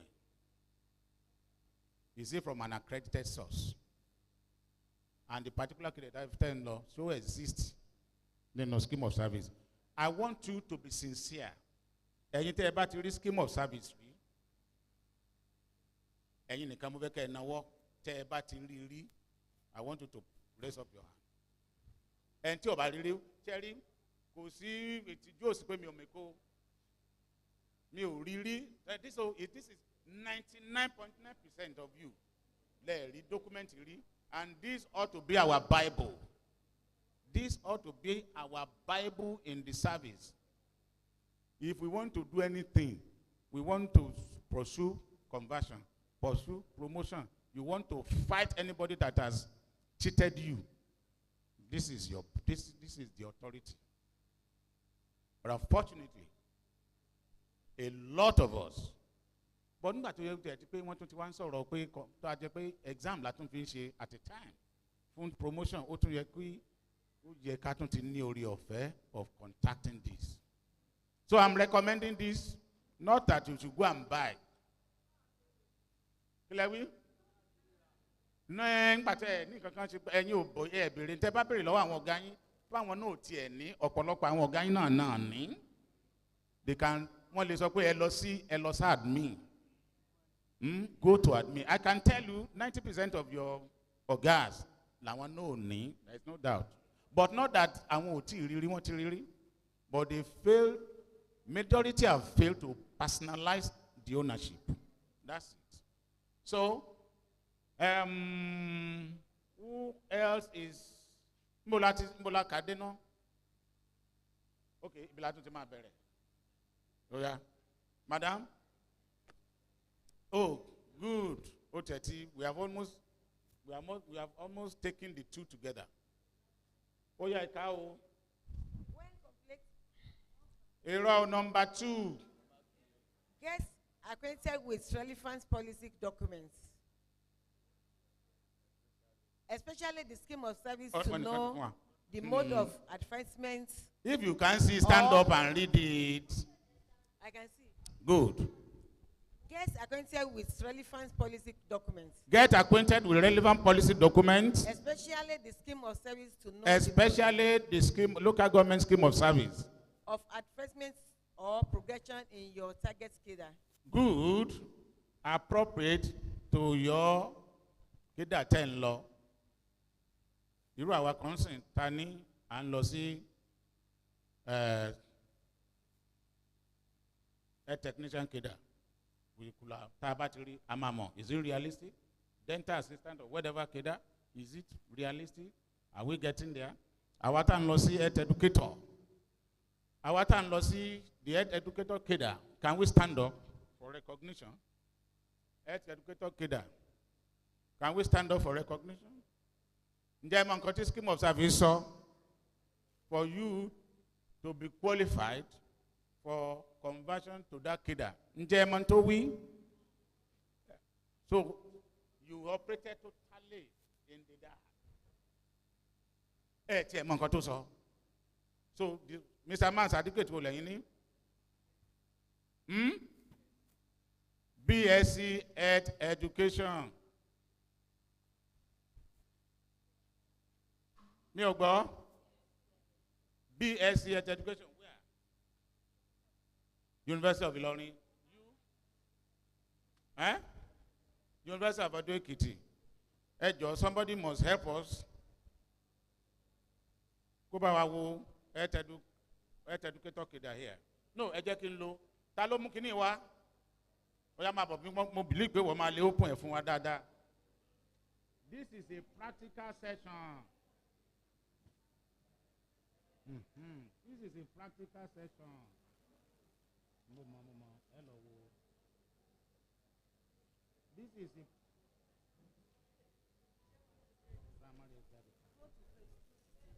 261. Yes, sir. 261. 261. Oh, mama. 261. Health educator cadre. Mode of entry. Mode of entry.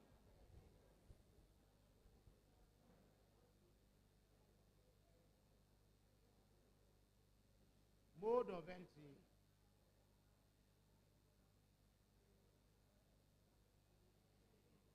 Dúró.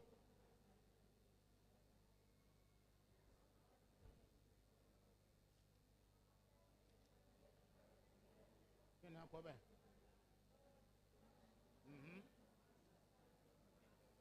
Vacancy.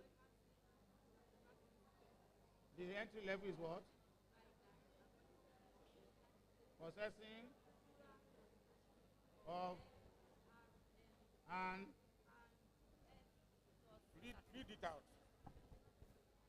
Take that one. Okay. Read it out. By direct appointment of a candidate processing the dual qualification of NRM and the Health Visitor Certificate.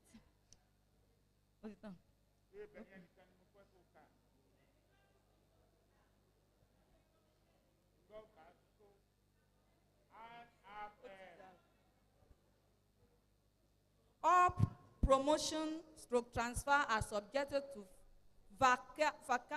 vacancy and satisfactory status record. By health educator grade level 07, by direct appointment of a candidate processing the dual qualification of NRM and health educator visitor certificate. Thank you. Malo. Oh, kadada. Health educator cadre, 2006 local government scheme of service revised, 2006 revised edition. Only entry level. That cadre is level 7. ODFE qualification, NRM, plus health visitors certificate. Can I health visitor certificate? Let me know more. Now, it's going to take us to relevant policy document. Relevant policy document. The meaning of relevant policy document, LA was done 16 years ago. Other things to overtake LA. We have what we call circulars. So LA is not the decider. It doesn't decide it for us. And that is why you must know your onions. You must be very if you cannot be ignorant, it's possible. You can't be ignorant. You be information so that at the end of the day, Emma were properly equipped. You can stand up and challenge that person. But no, I have everything. But you cannot. But any like facing like facing you can stand up confidently. We now have education, but physical net kinetics. Different types of. Ani Mr. Sakula Mbia, boya mu yedani. Sakula lori yewambi. You don't have it. Maybe when you are coming tomorrow, you can help us. Chetibo.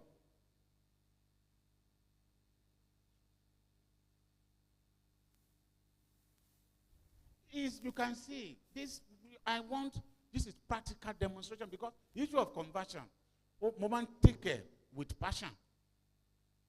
Because I work in a setting where my officers, we ignorantly just go for course. Ignorantly. To them, you just go and have a logba certificate. To them, it doesn't matter. So, the relevant policy documents we are talking about, circulars, to we want to find a detailed explanation or wọ́n fún wa ní current standing níbo la tún wà ń sìn that the state has adopted that will be used to grade all of you or to assess you. Number 3, it can be, oh yeah, somebody else here. Yes, no. Mask, and don't mask, see, Agman.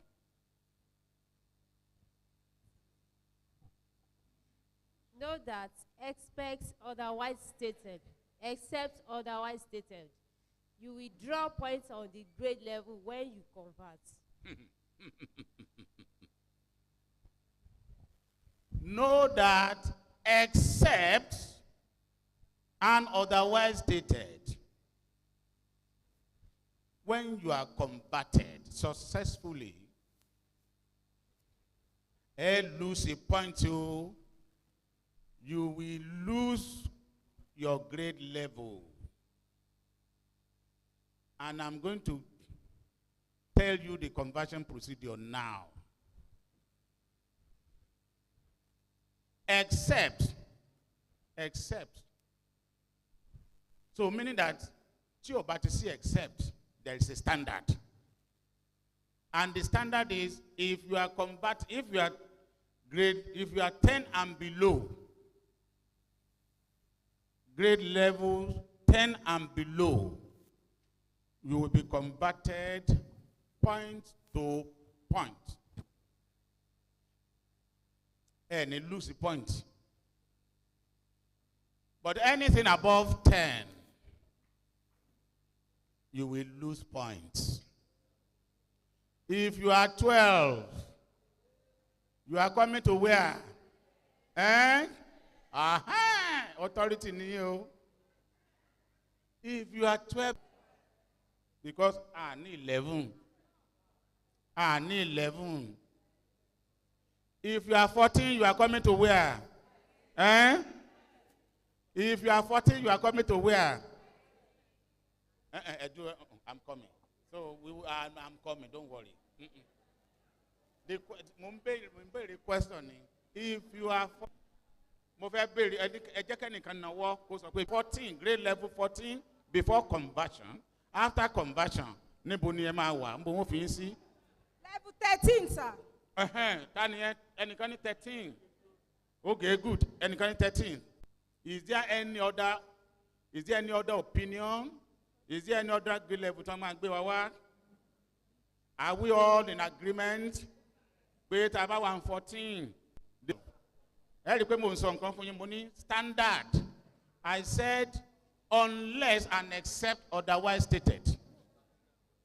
Unless and except otherwise stated. If it is not stated otherwise, you are 14, you are coming down to 12.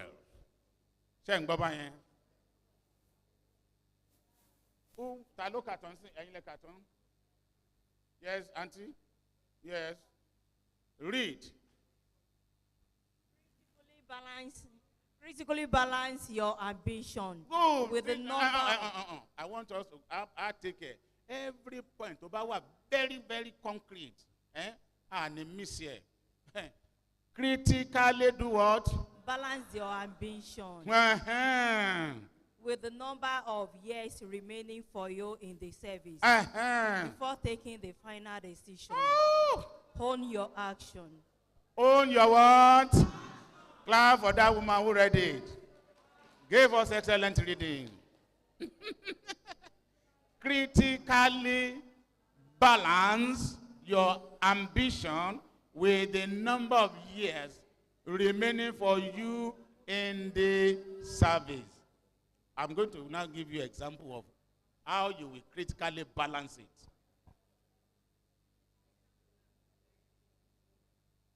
You are on level 14.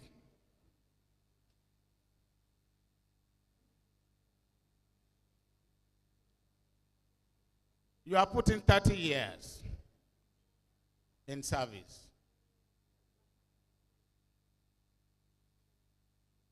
You want to be converted. As a level, as somebody that has put in 30 years, you have how many years left? 5. This is assuming Ṣé mọ̀ pé 2 things tó máa ń gbẹ̀yàn kúrò ní service? Ta ló mọ̀ 2 things yẹn? Age and length of service. Clap for yourself. So 30 ó ti wà ní 14. A dẹ̀ sọ pé tó bá wà successful, a ní wọ́n ó ṣe kí ni o, wọ́n ó dá padà.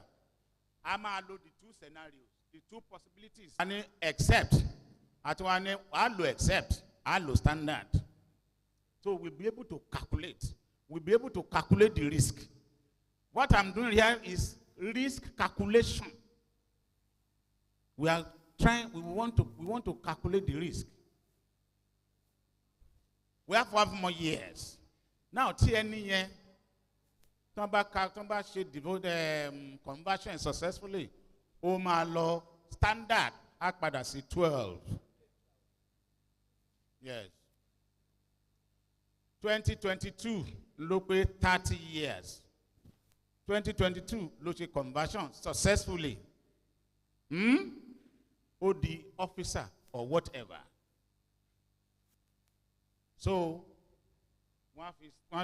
assuming everything goes well, in June, your notional date, which of course would now be possibly your time of promotion, your time of reckoning, July. So, you have become officially a grade level 12 officer. Your promotion, if all things go well, will come to you in the next 3 years. Meaning that year 2025, you will be what? You will go to level 13. 2028, everything being equal, you will go to level 14. So, how many years, Niyen? How many years? The person has how many years left? So, that person will leave the service as a level 13 officer. Will leave the service as a level 13 officer. One other man come from one jota come.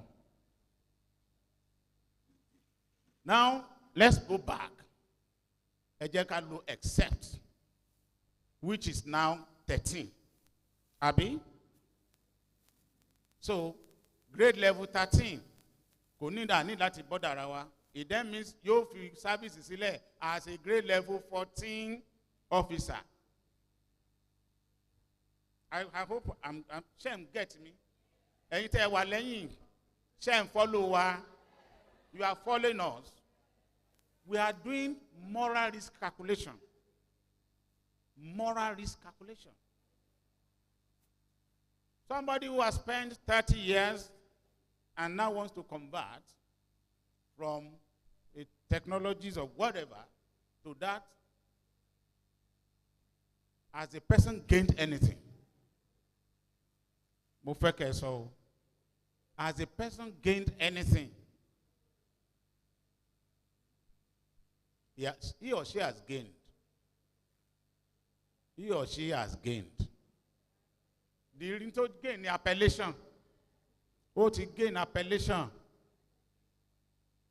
If opportunities come in future and they are looking for an officer, whenever he writes or she writes the story of his or her life, Omar was written there. I am a retired nursing officer. Yes. Okay, we are looking for a nursing officer to do this thing for us. The person will be selected. But financially, in the service, that person has gained nothing. Let's pick another age group. 26. you can calculate 26. Let somebody that, so that can learn and follow calculate 26, and lo 2 scenarios here. Except at standard, eba mi se ke fún mi ní result. I don't want to calculate it this year. I mean this time around. I want you all to do it. A low officer to one in grade level 14, who is going to a staff on grade level 14, prospecting or planning to become an officer. Okay, what about me? We calculate the risk. Kini any year? Yes. What is low 26 years in service? I want us to determine whether he or she stands any benefit from this conversion.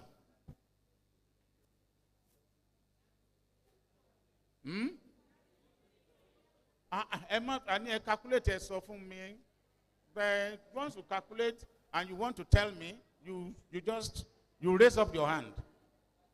But calculate and you want to tell me, just raise up your hand, please. Oh, what's in Lole?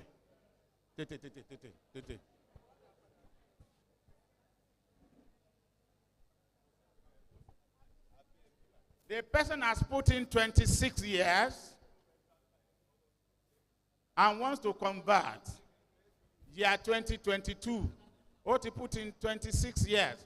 So, Omar retire in 2031.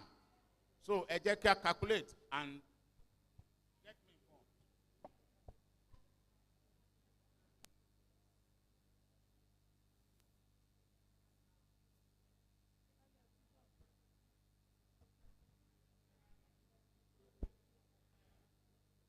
The person will do one promotion at 2025.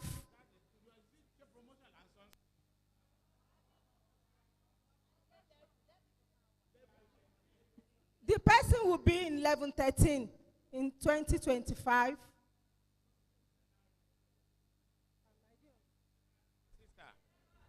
Which scenario? There are 2 scenarios here.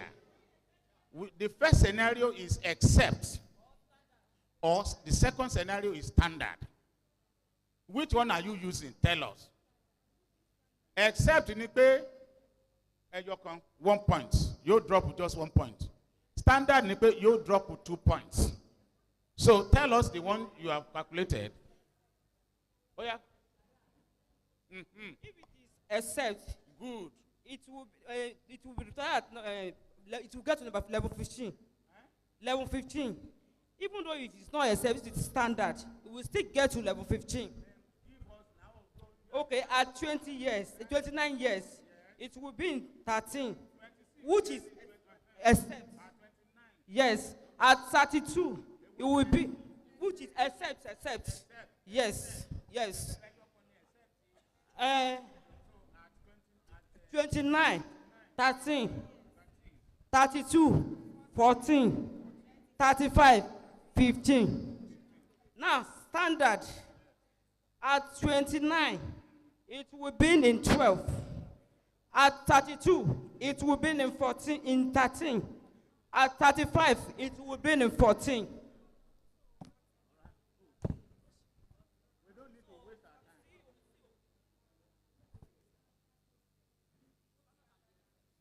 Now, the 2 scenarios. You have anything contrary? I know. Of course, I know. No more, but it depends on the age. No, otipari. I know everything is age dependent, but I'm not even working.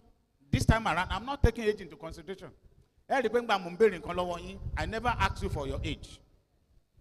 Because in concern me, how many years you have spent in service. Age factor into it.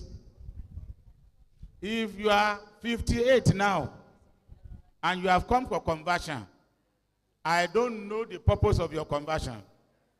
If you are 56 now and you have come for conversion, I don't know. If you are 54, you have come for conversion, I don't know what you stand to benefit. I don't know. What you want to benefit, I don't know. Now, good, which is the moral aspect, but at least appellation. Yes, I'm a nursing officer, I'm a medical record officer, I am a this, I'm a that. Nice. Nice. Cherry, tabati ni mindset yẹn. Tí o ṣe pé mindset pé owó tèmi náà yóò go boy. Tí o ṣe pé èmi náà bẹ̀rẹ̀ sí máa, I will be rubbing shoulders with my doctor. I will be rubbing shoulders with my matron. I will be the next matron that will be appointed because I am now senior. I am now an officer. Tí o bá ti sí yẹn nínú wa because I am talking from experience. Somebody became a nursing officer and wanted to unseat our chief matron. No. You could see in tan is an issue Timothy Anduni. Ìjọ tó di ọdún yẹn náà tó gba conversion letter ló believe pé yes. Of course, the chief matron was a superintendent. And as a superintendent, you cannot hold a post ahead of an officer. That is it. Whether the officer is 20 years old and you are 59 years old is irrelevant. He's an officer. When we came into the service, because we came in as an officer, our environmental people who were technologists were removed. That is the beauty of being an officer. You will head posts straight away. So, that is, if you don't have that mindset, but I'm not very well fulfilled, me if I be junior kid across service, then we are at peace. Me if I be junior kid. But from the responses starting back, from 14, conversion is to move me from 14 to 15. Conversion is to move me from chief clinical to director of public health. At least we had it. That is why it is important you sit down. Go and talk to yourself. Am I Timothy boy? Do I still want to go ahead? After they become singing. Yes, who is the next person that is going to read? Okay, be not to read. Oh yeah?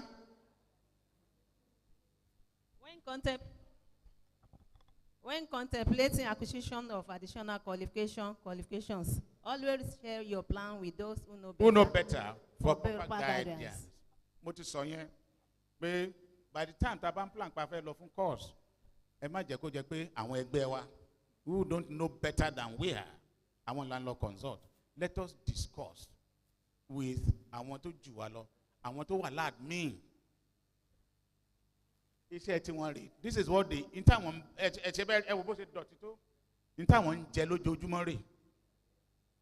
so they know everything. They will just refer you to the relevant portion, the scheme of service. They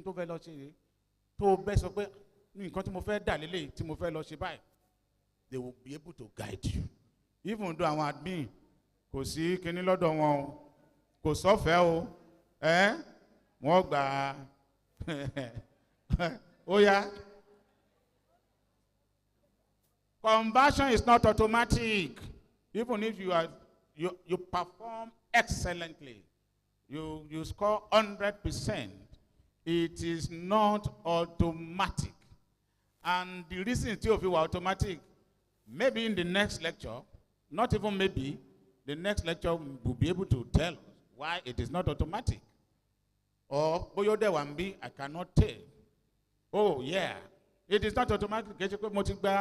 Certificate meaning, yeah. Then number 3, who can help us? Number 3. You will not be converted if there is no vacancy in your private cadre. Go to buy a law. Nobody will convert you if there is no vacancy. How do we determine vacancy? I want admin look on you. But boya ni budget 2023 start to prepare. And we need 10 nursing officers. Ẹ jẹ́ ká gbọ́ o, because these are things that can generate questions. Tell mama fi bill, ṣebí Mrs. Lagbaja, ṣebí nǹkan kan náà lájọ ṣe, wọ́n mú now. I don't know why tell me. You need to listen to this. It is subject to vacancy. What I mean by subject to vacancy? Only I explain you. You are in Ido local government authority. Our plan for next year, 2023, is to have 10 nursing officers. We have budgeted salaries for 10 nursing officers. Year 2022, we already have 7 nursing officers on ground. Èèyàn mélòó là ń wá sí? Èèyàn mẹ́wàá wá apply for conversion. Our mẹ́wàá wá dé plus. So what are we going to do?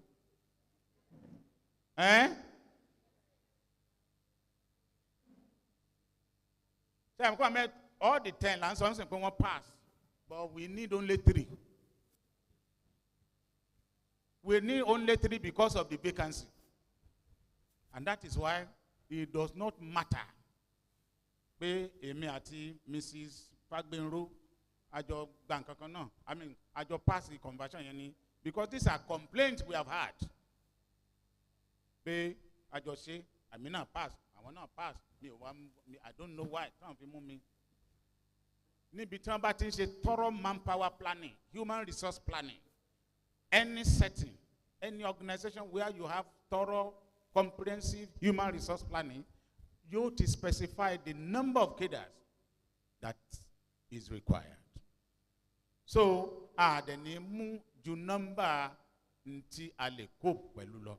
So, if the board has vacancy for 30 nursing officers, and we currently have 17 on ground, the implication is only 13 will fall in. Yes. Therefore, be of good character to those in authority over you. God bless you. Your upper. Njẹ́ àmọ́ nǹkan tó ń pè ní upper. Kí ni ó ń pè ó yàtọ̀ ló lè bá mi sọ? Woman you try.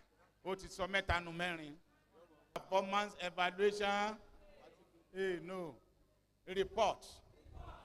Annual performance evaluation report. Ẹ jẹ́ àpàtẹ́wọ́ fúnra wa. Mi ò tiẹ̀ lè mọ̀ pé ẹ tiẹ̀ lè attempt ìbápa. Ni ìmọ̀ pé ni one of you. Because kò sí ní tó kàn yín tí kẹ́ ẹ ti lọ sí clinic, kẹ́ ẹ ti ṣe tí kẹ́ ẹ gbẹ̀bí. So it's an important evaluation tool. And the meaning ni pé àwọn ọ̀gá yín ló máa fi ilé ẹ̀, àwọn ọ̀gá yín ẹ̀dẹ̀ lọ gbọ́n tó wà ń bẹ̀, tó wà well behaved. So kekini kankan. If they score you down, if they mark you down, 300 decide pé àwọn first score because upper ni percentage to carry. So if you are the person tó jẹ́ pé o ní regard for guy, continue. I'm not begging you, continue. Gbogbo nǹkan òun náà ló ní reward. Yes. You want to become an income law from clerical officer cadre over the health assistant àbí health record technician. Kò mọ nǹkan kan nípa health record. Wọn ò lè bí ní pé kí ni ń pè ní indexing. But what is indexing? You blank. Hold on health record or medical record.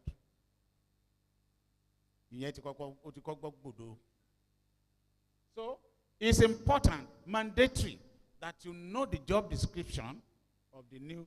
What do you do as a health record technician? What is your job? Next slide. You cannot be converted at your preferred time. You cannot be converted at your preferred time.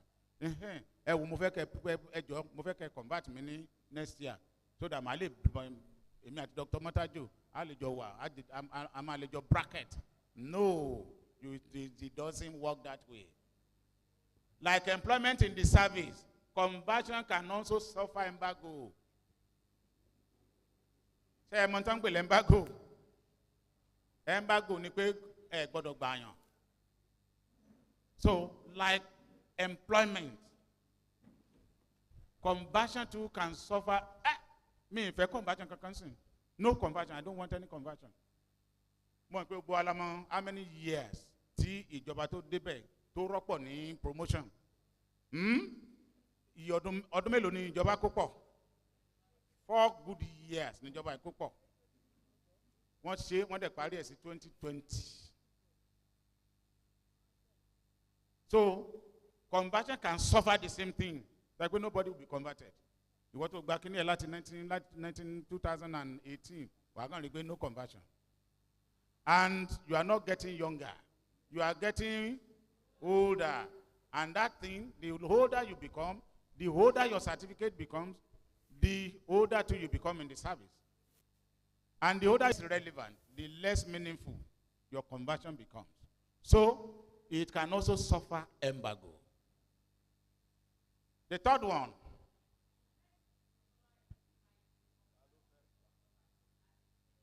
Yes. Nobody, the executive secretary of primary care board, cannot wake up one morning, go sọ pé, ẹ bá mi pé àwọn admin mi, ó yá, ẹ organize the conversion. We are going to hold our conversion by August. No. Government, the state government must authorize conversion to take place before any other agency of government can conduct it. Local Government Service Commission, Civil Service Commission, and other service and other commissions. Tó bá jẹ́ pé wọ́n wà concerned pẹ̀lú human resource management. It must first be authorized. Go ahead. Yes. We always be communicated verbal with authority circulars. By authoritative circulars. Gbogbo ìgbà tó bá máa jẹ́ wọn ní ṣe lókù òru, they will send circulars to us pé a fẹ́ ṣe nǹkan báyìí, ẹ jẹ́ kí àwọn èèyàn yín, ẹ jẹ́ kí wọ́n gbọ́ kí wọ́n ṣe kí ni o kàn múra. Yes. Summary. Thank God we have come to the end of it all. Conversion is an important management function aimed at improving the resource delivery capacity of the service. Number one here. It benefits both the employee and the employer. The process is guided by certain conditions. Èmi ò ní repeat our conditions. It is the responsibility of individual candidates to know and satisfy these conditions.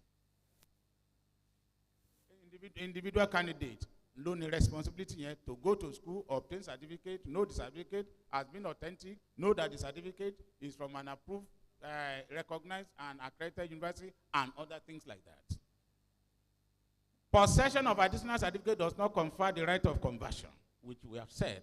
In most cases, note it, you will drop points when you are converted. Conclusion. Ele Mbawa sọ̀rọ̀. Political interference is defeating the objective of a competitive conversion process. Somebody tó gba 20, nígbà tí wọ́n sọ pé 65 ní cut off. Uncle tàbí husband there is a commissioner tàbí òní secretary to the state government and wants to make it, and the next thing is to be lobbying so that they can subvert the process, so that the process can be hijacked. And then, and I'm sure you know, that is what is happening. It's leading and has even led to bastardization of the service. In terms of conversion, conversion, compassionate grant. Compassionate grant. What nonsense is compassionate grant? Compassionate grant was not listed as one of the prescribed conditions, I am sure. Who say anything in compassionate grant. There can be no successful modernization effort once the system is not allowed to run on its rule. Tábàjẹ́ run, ìwọ tí o lọ gbé ọpẹ́ tó jẹ́ secretary to the state government leaning to your advantage. Somebody is also coming to use another person to your own disadvantage tomorrow. But Abba allow pé well, I didn't do well, and there's nothing I can do other than to allow the process to run its course. I will try my luck next time. We won't be having illiterate heading the service in some situations. Whatever is done today must be guided by an eye for the next generation. We will leave the service. And it money how to bring a doctor below a health technologist at your Masilo. Doctor may not about the doctor. Health record now no boss or no. This is that could see no two ways. That next generation could be your children. That next generation could be your children. Avoid enrolling political support in civil service matters when your interest is not deliberately cheated.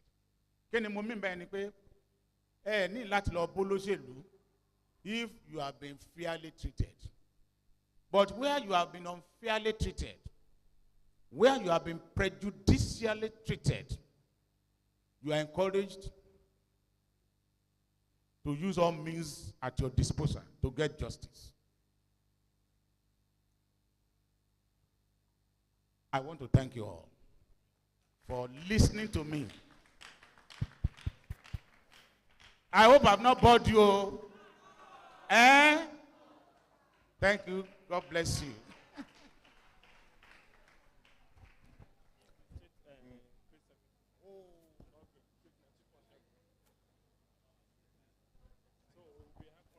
Hello.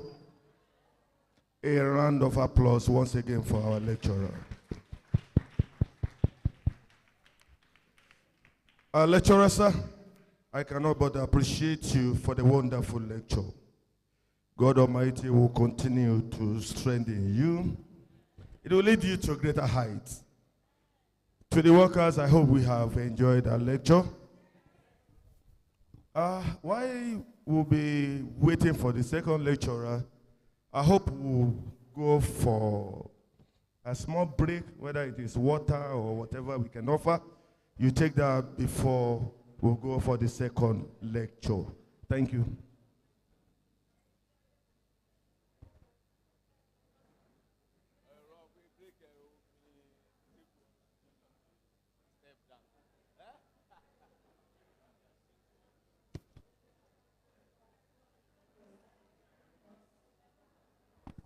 Hello. Oh, can they take your seats while they distribute whatever the light refreshment? Thank you.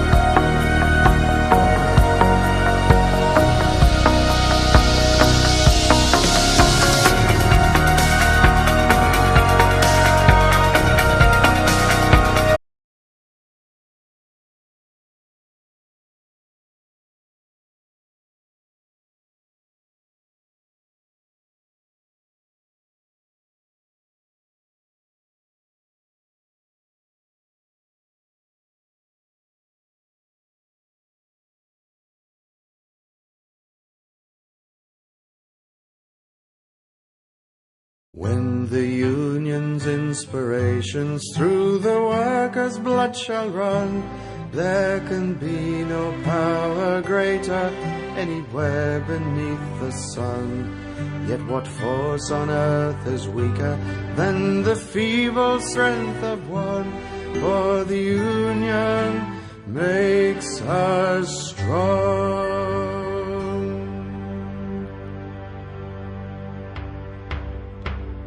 Solidarity forever, solidarity forever, solidarity forever, for the union makes us strong. They have taken untold millions that they never toiled to earn, but without our brain and muscle not a single wheel would turn. We can break their haughty power, gain our freedom when we learn that the union makes us strong. Solidarity forever, solidarity forever, solidarity forever, for the union makes us strong. In our hands is placed the power, greater than their hoarded gold, greater than the might of armies, magnified 1,000-fold. We can bring to birth a new world from the ashes of the old, for the union makes us strong. Solidarity forever, solidarity forever, solidarity forever, for the union makes us strong. Solidarity forever, solidarity forever, solidarity forever, for the union makes us strong. For the union makes us strong.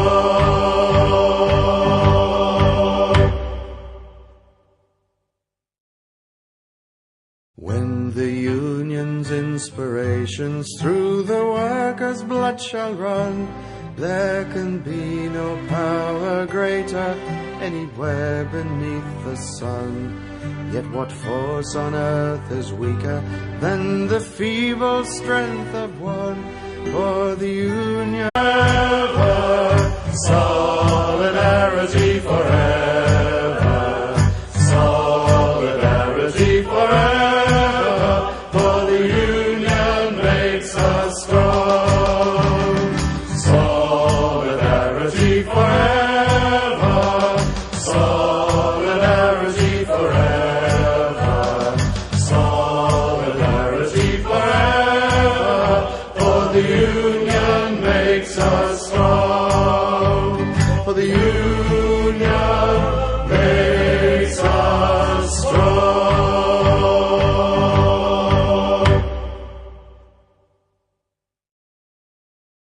When the union's inspirations through the workers' blood shall run, there can be no power greater anywhere beneath the sun. Yet what force on earth is weaker than the feeble strength of one? For the union makes us strong.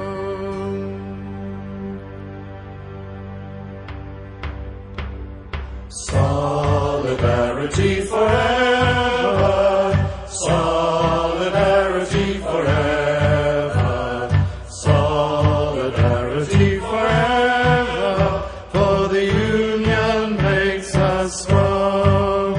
They have taken untold millions that they never toiled to earn, but without our brain and muscle not a single wheel would turn.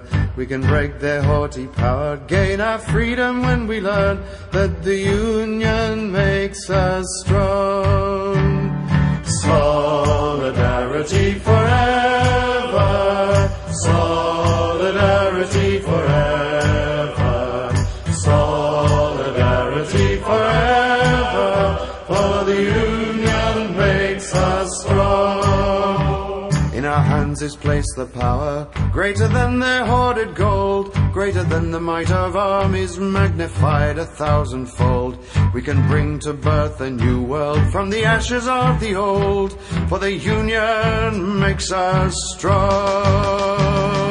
Solidarity forever, solidarity forever, solidarity forever, for the union makes us strong.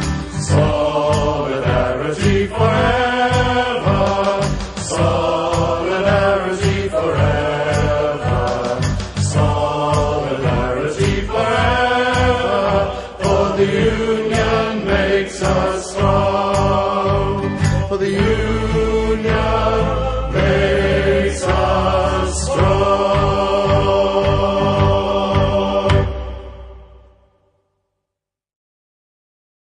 When the union's inspirations through the workers' blood shall run, there can be no power greater anywhere beneath the sun. Yet what force on earth is weaker than the feeble strength of one? For the union makes us strong.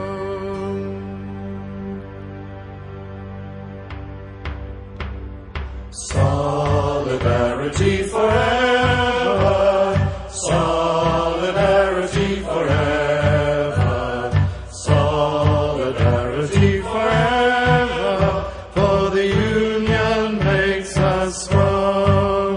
They have taken untold millions that they never toiled to earn, but without our brain and muscle not a single wheel would turn.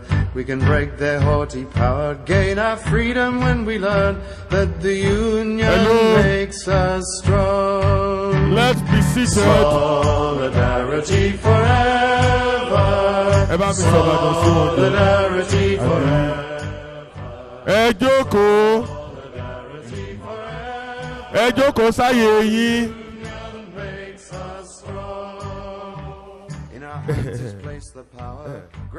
Ẹ jókòó sáyé yín o. Eléyìí tá a ṣe èyí ti tó. Please let's be seated. From the ashes of the old, for the union makes us strong. Solidarity. Hello. While appreciating our lecturer for that wonderful lectures, we want to give room for questions and answers.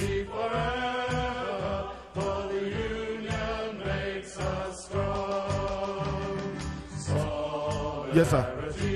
Ẹ jọ̀ọ́, lẹ́yìn tí a ti gbọ́ gbogbo ohun tí ọ̀gá wa kọ́ wa lórí conversion,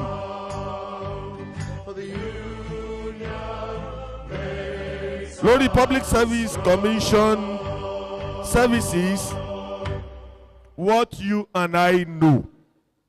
We have a wonderful lecture. We want to give room for question and answers so that our Oga will be able to enlighten us more on what we have learned. Ó ṣeé ṣe ká ti ní ìbéèrè kan àbí méjì. Àyè wà ń sìn láti béèrè questions. A ní límìtì yín sí orí question kankan so that at least we cover everything that we want to ask our lecturer. Thank you. First question, raise up your hand so that we identify. Number one. Solidarity forever, solidarity forever, for the union makes us strong. They have taken untold millions that they never toiled to earn, but without our brain and muscle, not a single wheel would turn. Good afternoon, we can sir. break our gain our I just want when we learn to let our Oga put more light on the difference between conversion, advancement, and upgrading. Thank you, sir. Solidarity and upgrading. Solidarity forever, for the union makes us strong.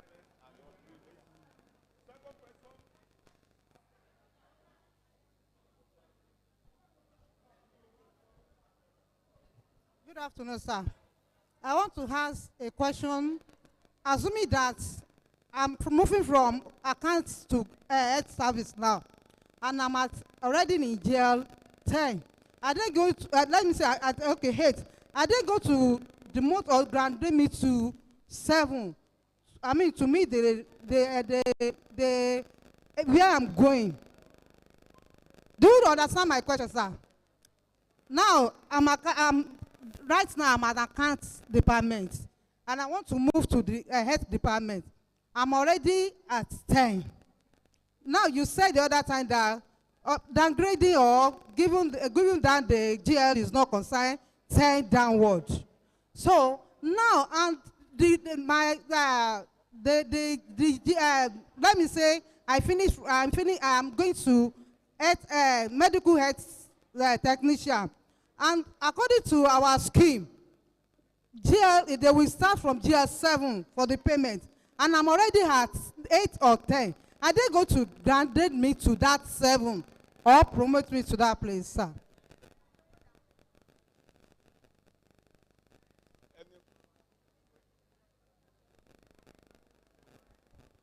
Hello, please and please.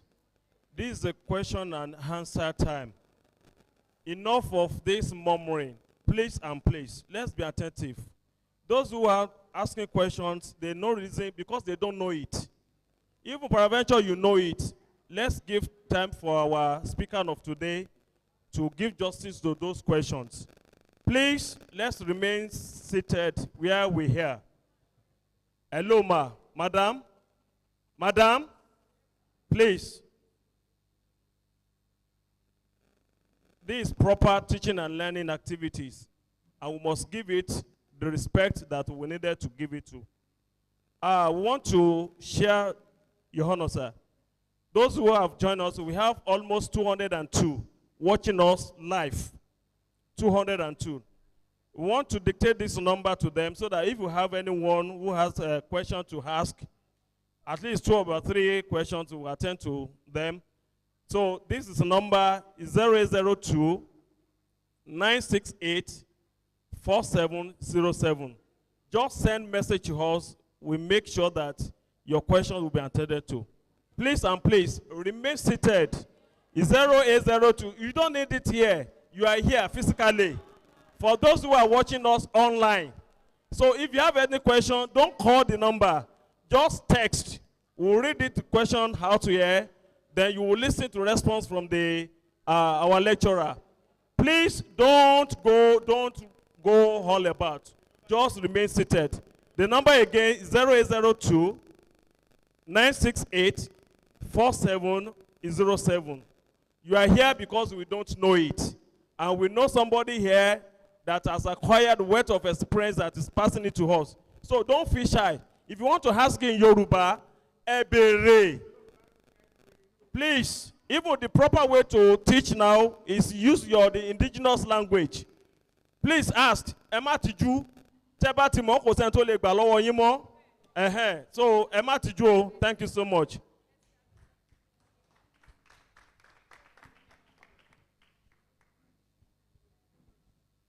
Good afternoon, sir. My question goes on the certificate you taught us about. On page 159 of the scheme of service you revert to says any health assistant that has spent 2 years in his or our office could proceed further to go for a technician certificate at a certified school, on which majority of us did. And now that the certificate, as you said, is no more relevant, what can we do? To the school authority or to the state government? That is my question, sir.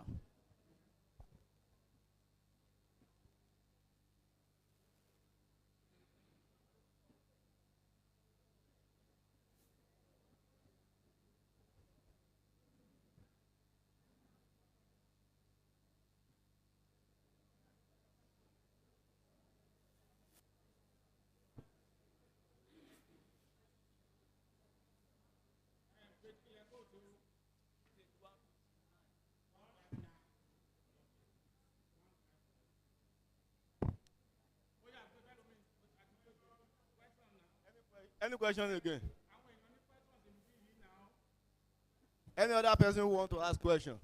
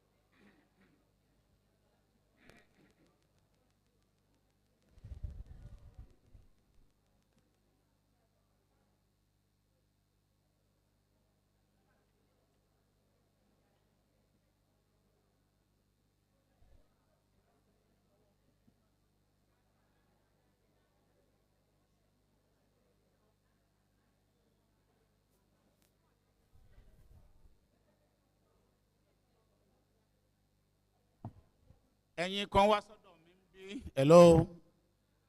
Mo ní kẹ́ ẹ jẹ́ ká dúró de question and answer time. Opportunity question and answer time náà lélẹ́yìí. So that tókè fífò nǹkan tí n bá ti fún yín ní answer mo ti nóòtì kan. So mo ti nóòtì kan but mi ò lè rántí ìkejì off hand.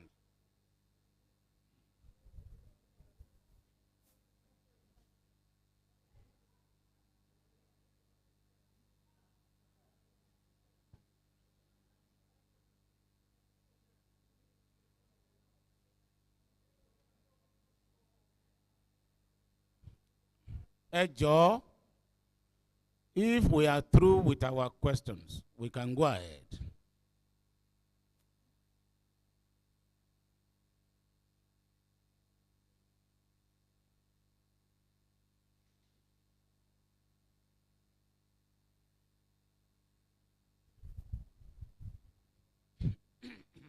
Abankoni, are we writing?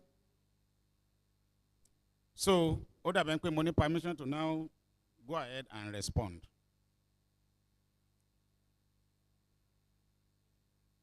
Conversion. Ẹnìkan béèrè pé kí ni ìyàtọ̀ láàrin conversion, advancement and upgrading.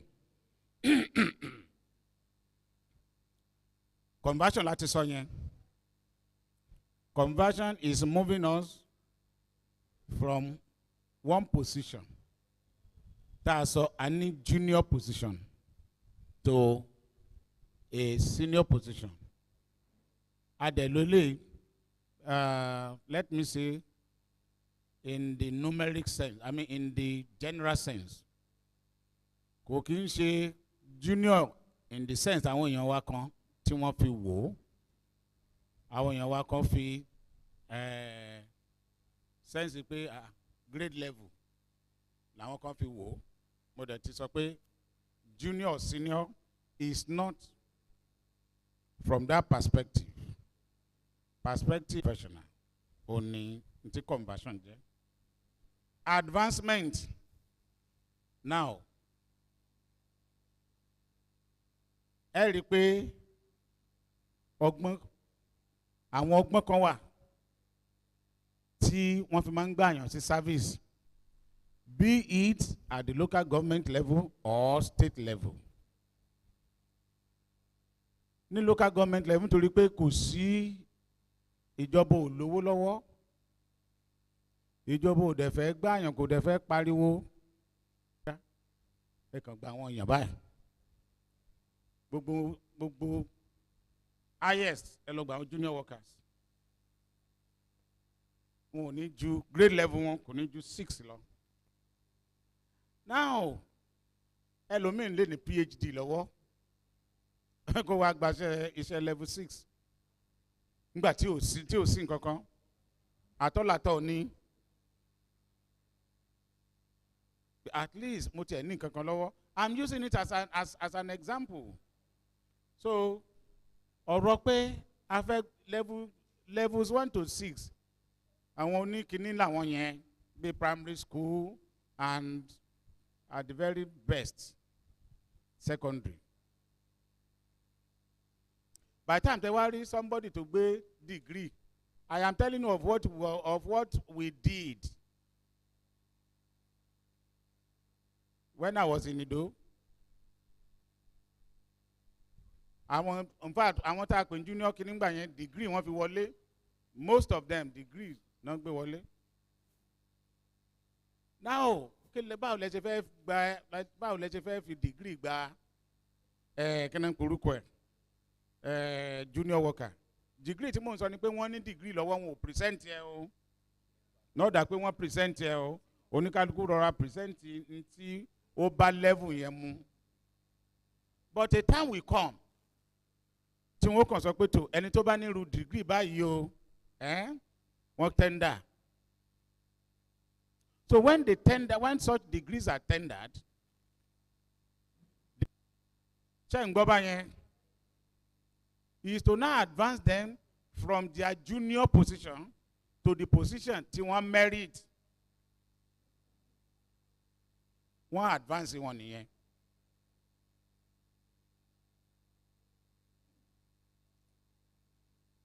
What of upgrading? Upgrading is a very simple thing. I am a J2. Mo ń lọ senior 2. There is nothing you are converting there. Mo rò pé ń gbọ́ mi o. There is nothing you are converting. You are only being upgraded. So, quite a number of times, and get kìíní yẹn wrong. Tẹ́ ẹ bá dẹ̀ lọ wo circular tí wọ́n fi invite yín sí exercise, wọ́n kọ́ bẹ̀ conversion stroke upgrading. Mo rò pé ń gbọ́ conversion stroke upgrading. Why will I convert a J2 to a senior 2? What am I converting? Is there anything new? It's the same job, only that not just okay. So that thing is what we call upgrading. Upgrading non pè yẹn. Upgrading non pè yẹn. Ta ló wá lè nísìn upgrading yẹn ǹjẹ́ ilé tún sọ bó ṣe yàtọ̀ sí advancement.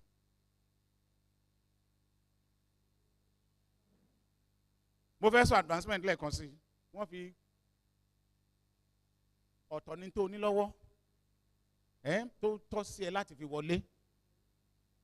Ṣùgbọ́n nígbà tí ò ṣiṣẹ́ ọ̀dáṣẹ́ junior náà fi lè gbà ẹ́ ó wá lọ mú certificate tó wà lower ó lọ fi gbàṣẹ́ ó wá okay wọ́n wá ní pé tó anybody tó bá ní degree certificate ó yẹ máa present ẹ̀ to advance you gbé ẹ lọ sí position to merit ó jẹ́ clerical officer tẹ́lẹ̀tẹ́lẹ̀ which of course òun ló máa jẹ́ as kí ló ń porúkọ ẹ̀ junior something. Nígbà tí wọ́n bá advance ẹ you will now become an officer because wọ́n grade level this advancement nìyẹn. Wọ́n wá bẹ̀rẹ̀ ní tí wọ́n ń pè ní entry point, your entry point level. Question 2. Yes, entry point qualification. Ẹnìkan béèrè very ó dẹ̀ ṣe pé listen sí. Give example. Wọ́n ní àwọn jẹ́ principal kìíní kan ẹ ṣe àjẹká take care for that we may not go into details. Level 10 officer ni mí mo jẹ́ chief clerical officer or whatever or principal executive officer. Mo wá fẹ́ lọ sí medical record technician cadre ní PAC so to say. I am level 10. I'm a level 10 officer. Kí ló máa ṣẹlẹ̀ sí mi? A dẹ̀ ti sọ pé level 10. Kí la sọ pé level 10 máa ṣẹlẹ̀? Kí la ló máa ṣẹlẹ̀ sí 10? Point to God bless you. Ó wá ń béèrè nísìnyí pé in our own case will it also be point to point? Can somebody answer that question? Yes. Oh yeah, Ahmed. Oh yeah. Oh. It can't be point to point, sir, because he is or she is coming from another department.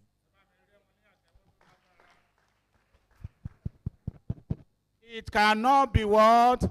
Point to point. Because every cadre ló ní tẹ́ ń pè ní entry point qualification. Presidoda, ẹ bá wa sí medical record technician cadre. Oh, good. Ẹ bá mi sí. Medical record technician cadre, ẹ jẹ́ ká wo entry point. Medical record technician cadre. So that ibi náà lẹ́yìn àǹtí yẹn ó ti gba result báyìí. Wo result yẹn ò ní dọ̀la. Ibi lẹ ti máa gbà á. Medical record technician ní entry points.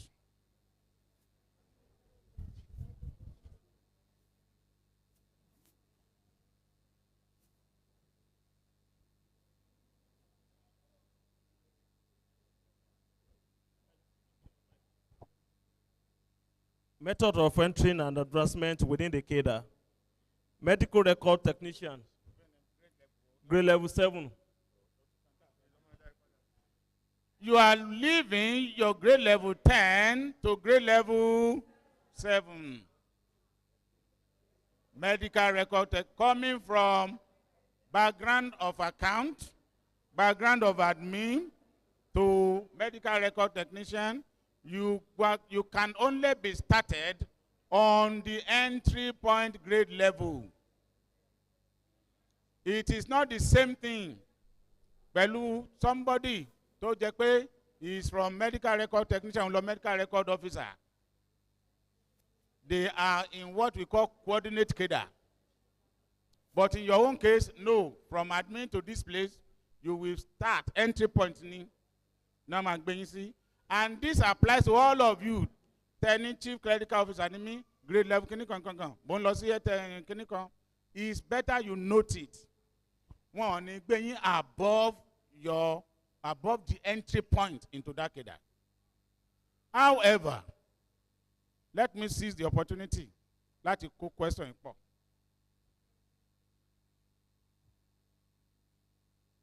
Ẹ jẹ́ kí n kó pọ̀ pẹ̀lú salary on conversion. Ẹnìkan wá bá mi pé ṣé tá bá convert sí salary wa náà bó wá ni ṣé yóò gborí lulẹ̀ ni. Ó ní kò sí nǹkan mi yóò sùn. Ó ní tá máa ń pè ní tẹ́rí gbogbo eléyìí náà out of pé we want to be compassionate. Ká fi human face ní sí ni.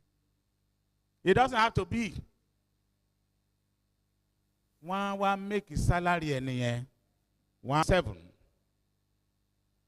But yóò máa gba salary grade level 10. Wọ́n máa make a personal fún. So yóò gbà for bóyá ọdún mẹ́sàn-án ni yóò máa fi clock ló máa fi wọ grade level 10 gangan authentic. Tẹ́ mọ̀ pé ó ti bóyá we are just theoretically yóò lo 9 ó máa lo 9 years. You agree with me? Yóò tẹ̀ kọ́kọ́ lo 9 years kó tó get down to 10. So to move from 10 to 12, yóò lo 12 good years. Provided that a níjọba tó ń ṣe promotion as and when due. If it is a government that doesn't do it, èmi ò lè sọ nǹkan kan pa yẹn. Back to the same question fún àwa yòókù náà. Tá ń lọ from 14 to 12. Or from 14 to 13. They will also make our salaries personal to us. But officially, we will be reckoned with by our new grade level. So if you are step down from 14 to 13, officially you are a level 13 officer. If it is 12, you are a level 12 officer. And that's what I have to calculation here. Lẹ́ẹ̀kan, they will make it personal to us. Àwọn èèyàn kan pè wọ́n láwọn wà online pé when I was talking about prorating grade level prorating yẹn pé àwọn ò gbọ́ dáadáa. Pé ṣé ẹni tó bá wà ní level 13 níbo ló máa lọ? Mo dẹ̀ sọ pé I gave 2 scenarios. We have the standard scenario and we have the except and otherwise scenario. If it is the standard scenario, yóò lọ 10. Ẹni tí wọ́n ránṣẹ́ ń gbọ́. If it is the standard scenario, there is no grade level 11. Ó máa lọ 10. But if it is except scenario, á padà sí 12. So the pendulum will swing between 10 or 12. But again, salary ẹni yẹn náà will be made personal. Tó bá yẹ pé 10 náà já sí, òun náà nígbà tó bá tó ó mì pé kó tó wọ 13 yóò lò 9 good years. Kó tó dé 13. So, I hope we understand now. Lórí certificate, a technician certificate. As it is now, the authority I am quoting only Local Government Scheme of Service, 2006 revised edition. There is no provision for health technician cadre. So when it comes síbẹ̀, ó wà very unfortunate. Ó wà very unfortunate because tamba kọ́ lóòótọ́, ó yẹ kí a lè rí mbẹ̀.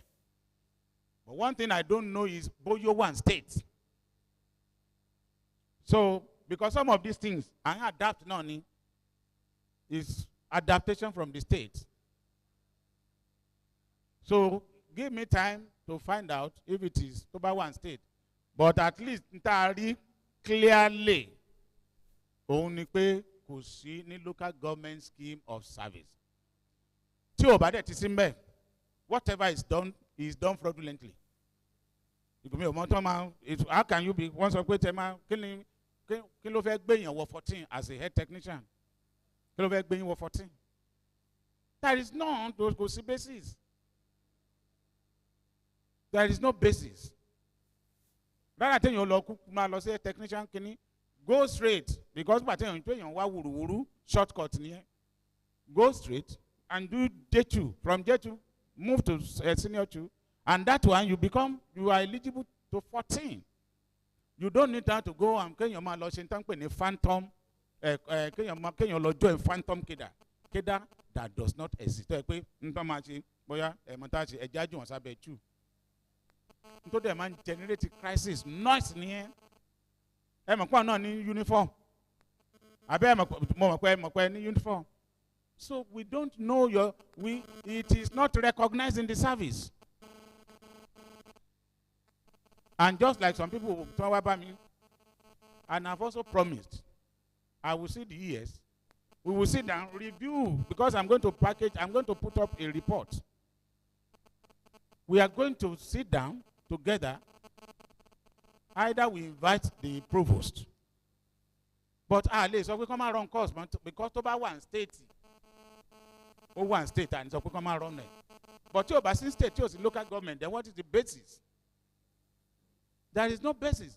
The same way, the dental something is not in the local government. So, I'm combat in Bungo or quick law. You will not a quick law for local government. So, these are issues that we need every now and then. Before we go and spend our money. I know some of you spend huge sums of money. Certificate. How painful will it be? Sorry,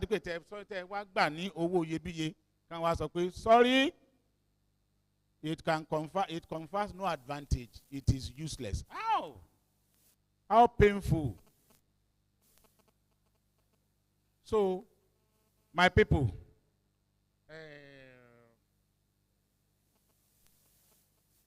iṣẹ́ ọwọ́ wa kò ní dìṣẹ́ o. What I've told you is not for me. I am not deciding for you, please. What I've done for you is to provide you with comprehensive information. Tẹ́ẹ̀nìdì ẹ má wàá jẹ́ ó jẹ́ pẹ́yìn nìkan ni. Share with your gbogbo ẹ̀ tẹ́ head the health facilities. Somebody came and told me pé tí mo bá mọ nọ́mbà àwọn èèyàn tó ẹ pé gbùrùgbùrù náà ń gba fọ́ọ̀mù láti lọ kínní. Pé a gbọ́dọ̀ lọ sọ́dọ̀ school fẹ́ generate owó. Ẹ̀yin lẹ gbọ́dọ̀ wà careful so that you don't waste your money. Like I was saying, this particular program is not to tell you not to go ahead. It's not making decision for you. It's just to provide you with information tí ó ràn yín lọ́wọ́ láti make a decision for yín tẹ́ ẹ̀ ní regret. And that is why in one of the slides, mo kọ síbẹ̀, own your action. Oh yeah, own your action. Don't say, one Dr. Matajo told us, we are going to be demoted by 2 points. So I decided I will not go. Is that what I said? Get information, get it right. Tell about to get the correct information. Sit down at your home, in the privacy of your home. Think, reflect. Will it benefit me? Tell about my benefit you, don't go ahead. If it will benefit you, go ahead. We have just done this a case study. Why would somebody with level 14 end up as a level 13 officer? Because in budget, that's one thing I forgot. Thank God. Your pension will not be calculated on the salary that I make personal to you. Chegbo, it is not going to be calculated on the salary made personal to you. No. So we make it 14 personal. It is excellent. The pension will be calculated on your official grade level. So if your official grade level is 12, if you retire, sorry, it is not the salary made personal to you that will be used to compute your pension. So these are parameters. Togbodo determine bá ṣe máa ronú. So that at the end of the day, nta máa ṣe kò ní injure wa, kò ní bà wá nú jẹ́, yóò jẹ́ tó máa fún wa láyọ̀, ayọ̀ ó dálẹ̀ o, lórúkọ Jésù. Thank you so much.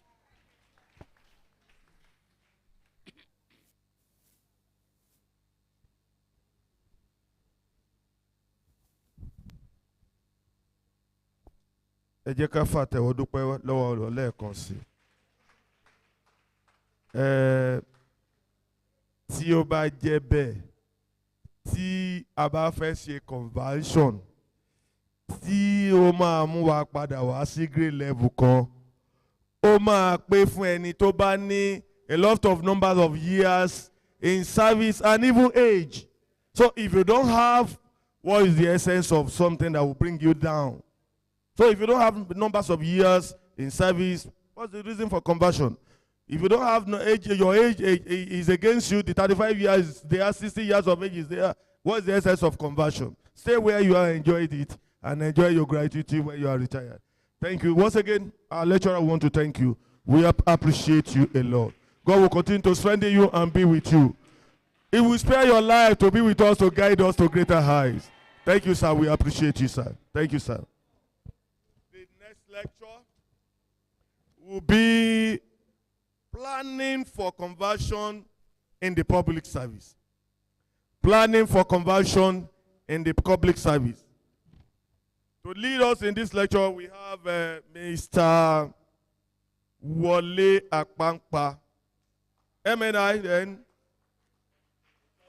retired Director of Admin and General Services. You are welcome, sir. You are welcome, sir. Thank you, sir.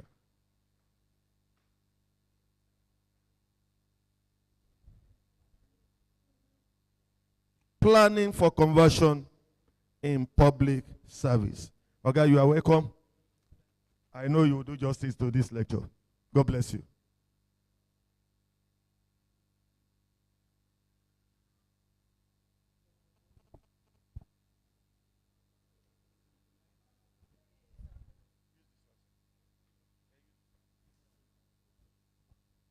want to stand on the existing protocol. Okay. I want to stand on existing protocol and to say, volume, okay, say that I'm indeed very happy to be in your midst this afternoon, because this important seminar is a unique one, no doubt about it. I've been in the service and I never witnessed this kind of seminar organized by NULGE. So I think with this feat, I'm joining my immediate resource person to say you should give a round of applause for NULGE.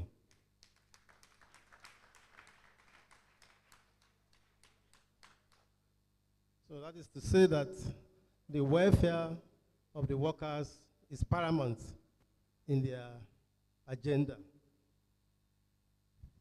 Furthermore, I must also thank and appreciate the coordinator of this program, because it's not easy to coordinate.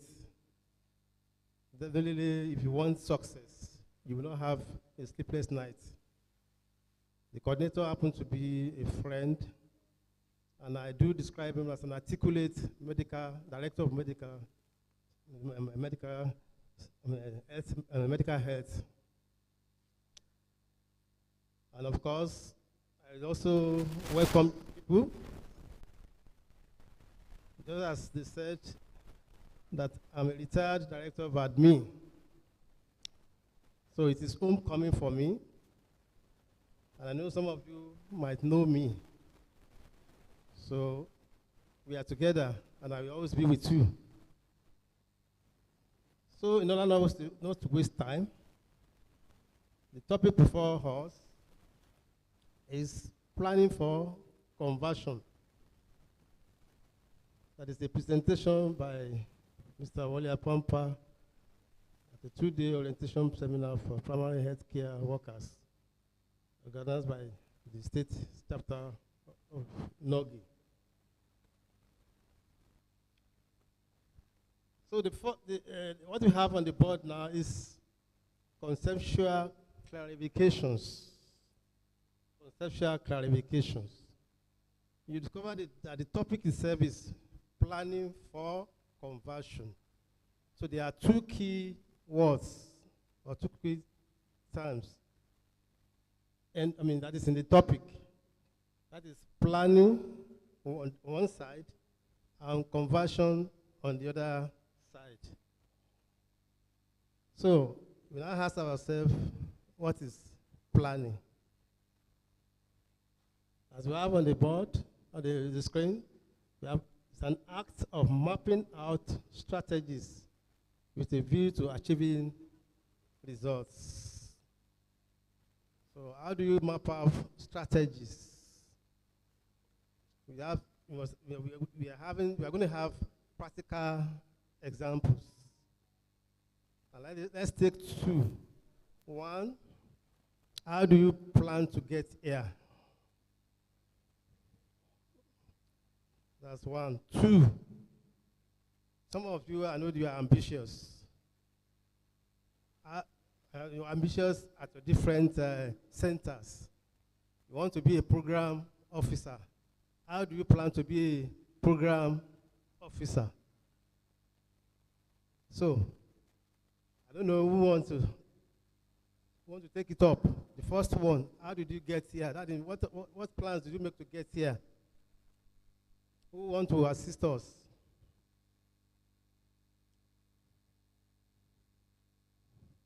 Because at least we've seen the definition, mapping out strategies.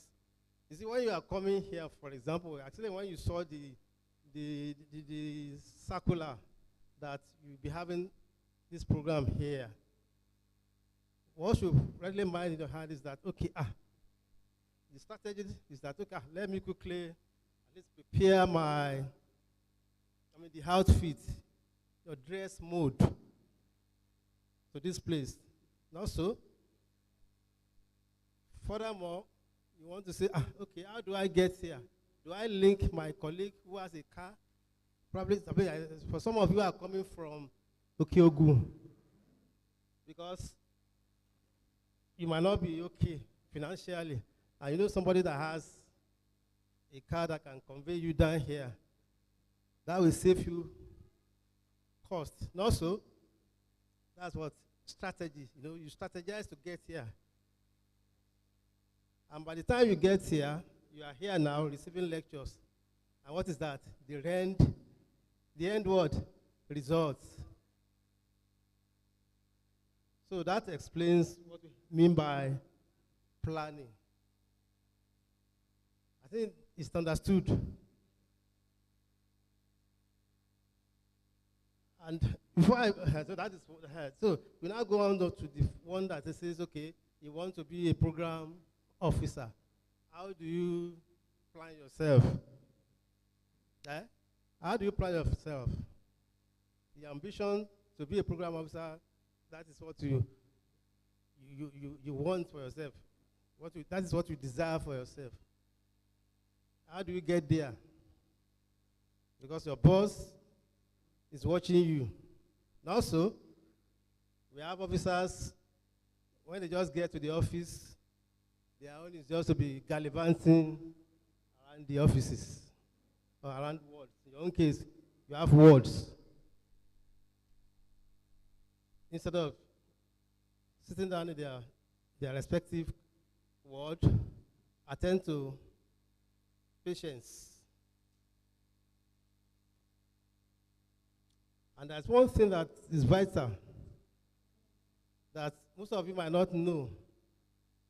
When you are in your different centers and you are the type that they hardly find you on your seat.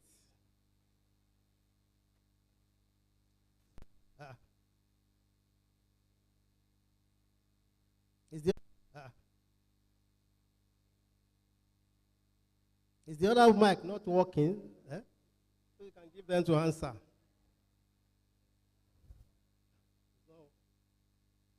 Okay. So the person that what? That is always around. So, and that one, if it's given, it means she has achieved her goal. So that is planning.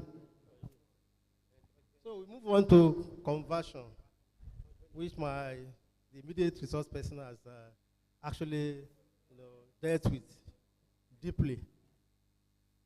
Here, I see it as a process of transformation from one cadre to another cadre. E.g., that's for example, from health attendant cadre to health assistant cadre. So at the beauty of moving from health attendant cadre to health assistant cadre is that your position is what is enhanced. It's enhanced. Because when you're an health attendant cadre, that's a lower cadre. So but when you get to health assistant cadre, it's higher than the health attendant cadre. So now let's take planning per se. We say planning is a deliberate process. In essence, you don't just stumble into planning. You prepare for planning. So that's very, very vital. Two, planning is what is methodological and sequential. And when I say methodological, it means when you are planning, there are certain tools which you use for you to achieve your goal. For example, the immunization program in the local government is not just done in vacuum. At times, they send you people out to go and feel, the pulse of people. go there, you interview them. Are you getting what I'm saying? Aha. Even at times, you might need to administer questionnaires to see their responses. You go outside and you interview them, and the response is is negative. When you are reporting back, it means you report that presently we don't think we can go about immunizing people because the report we got is negative. So that's methodology, using interview method and questionnaire method. Then sequential. It means it is any planning involves adopting step-by-step action. I will still give the example of immunization. You know, we had a pre-immunization program. We have the actual immunization, and of course, that is the post. That is, you have to access what you have done. So that is what we call sequential aspect of planning. And of course, the last one there is resource-based. Resource-based and must therefore be focused to achieve intended results. There's no doubt the NULGE that has organized this program has put in resources. And I could see that you were appreciating them when they distributed biscuits and bottled water. So they have invested in it. They are putting, so it's always, so when you put in so much into something, you want result, not so, and this is their result, because you are gaining today, and it is the joy of NULGE that you are here and you are learning. So that is for that aspect. So we want to continue by saying that there are two levels, two broad levels of planning. Two broad levels of planning. Namely, we have the employer on one side and the individual candidates on the other side. The employer, for example, the board is your employer. I think you know that. They will determine vacancy positions ahead. The employer is to determine vacancy positions ahead. And I'm happy that the first speaker explained how vacancy position is determined.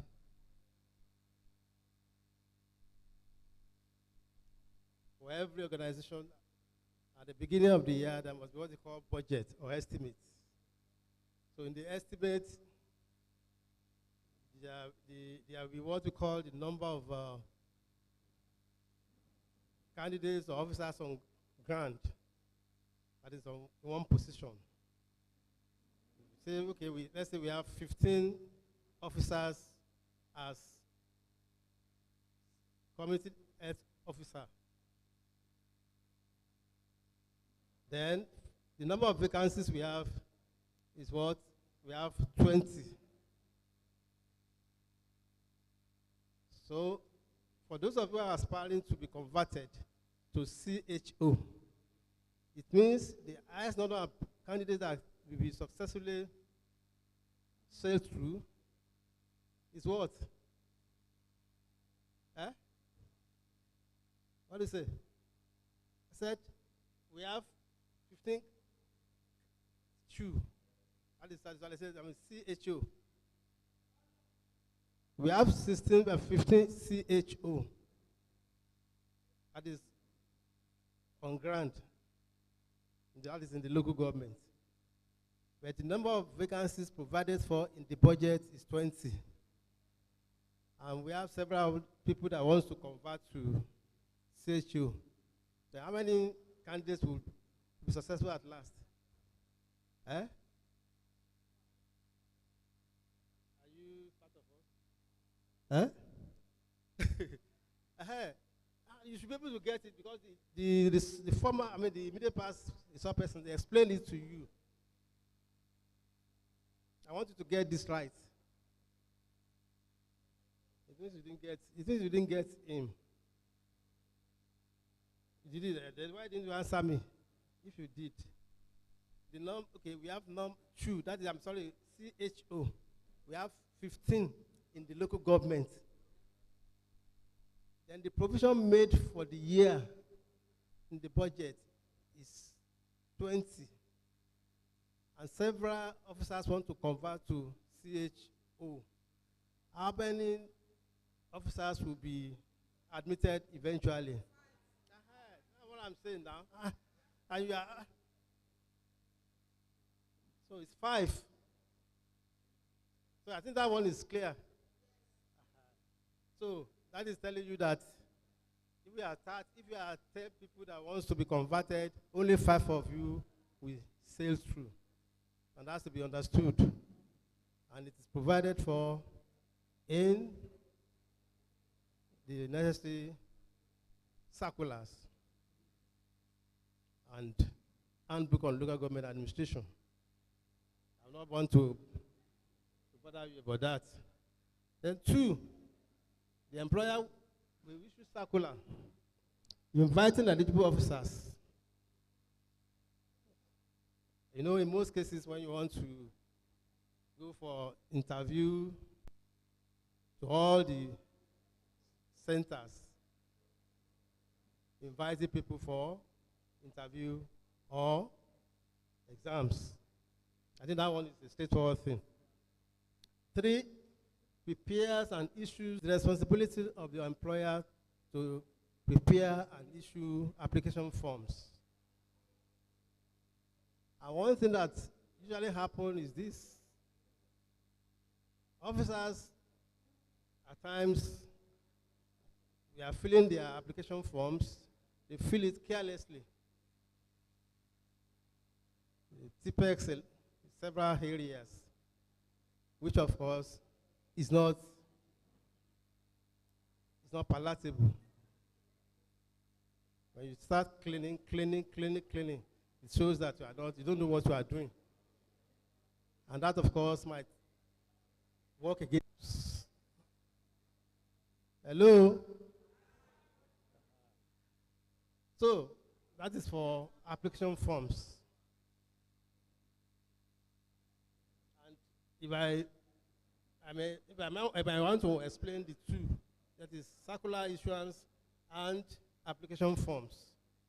There was one time in the service, the circular letter was released. And what it says is inviting interested and eligible officers on grade level 16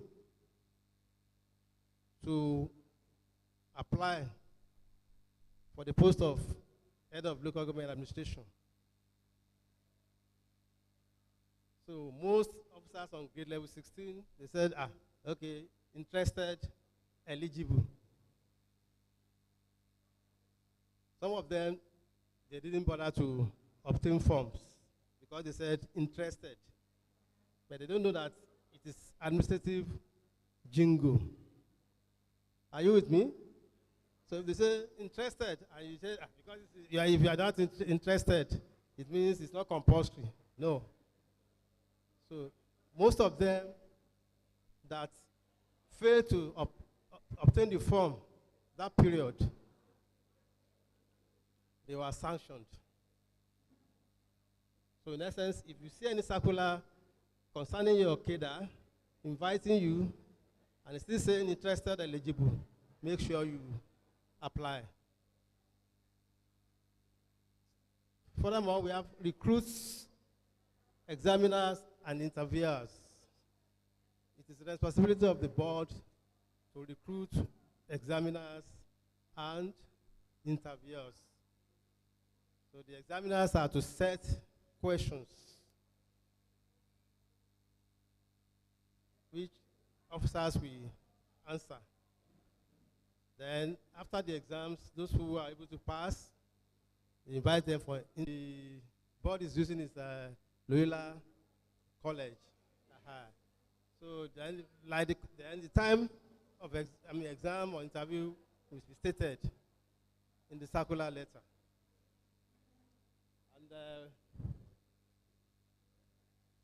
like the commission, I think they do use Simon Adebo, Development Training Center.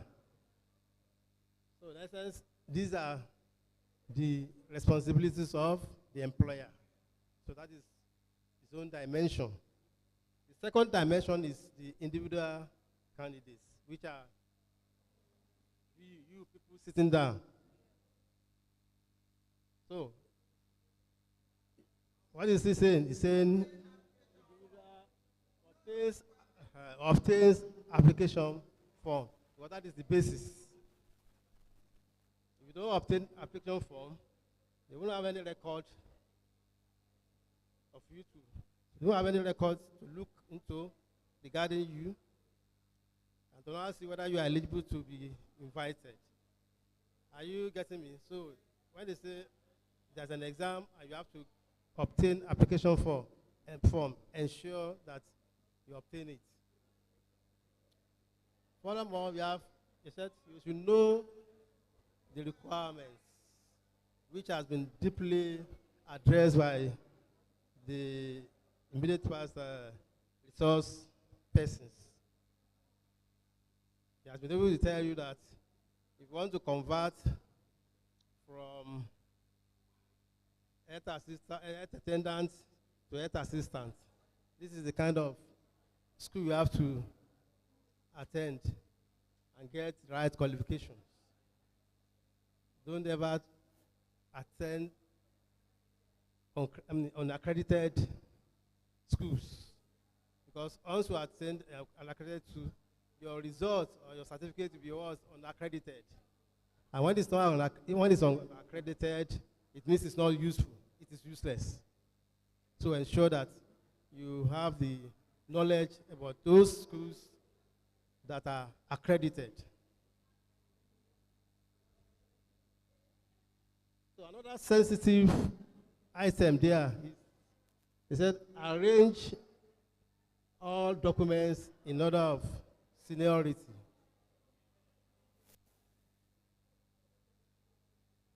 Some of you don't know when they say arrange documents in order of seniority. For example, if OND, for example, is your highest, that is diploma is your highest qualification, it means that is the one they expect you to place on top. Are you with me? So it will be followed by the next one, maybe your school start. Are you getting me? Then followed by maybe your primary school certificate. Because what normally puts off interviewers is that if they ask you to bring your documents, and you are, and they look at it, it's not well arranged, so they only push off. They will score you down there. Are you getting me? They will score you down immediately that this one doesn't know what he's doing.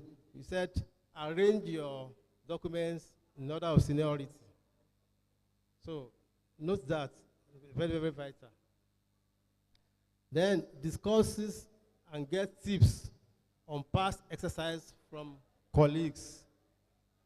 If you're going for any exams or interview, it is very vital you try to find out what you should expect.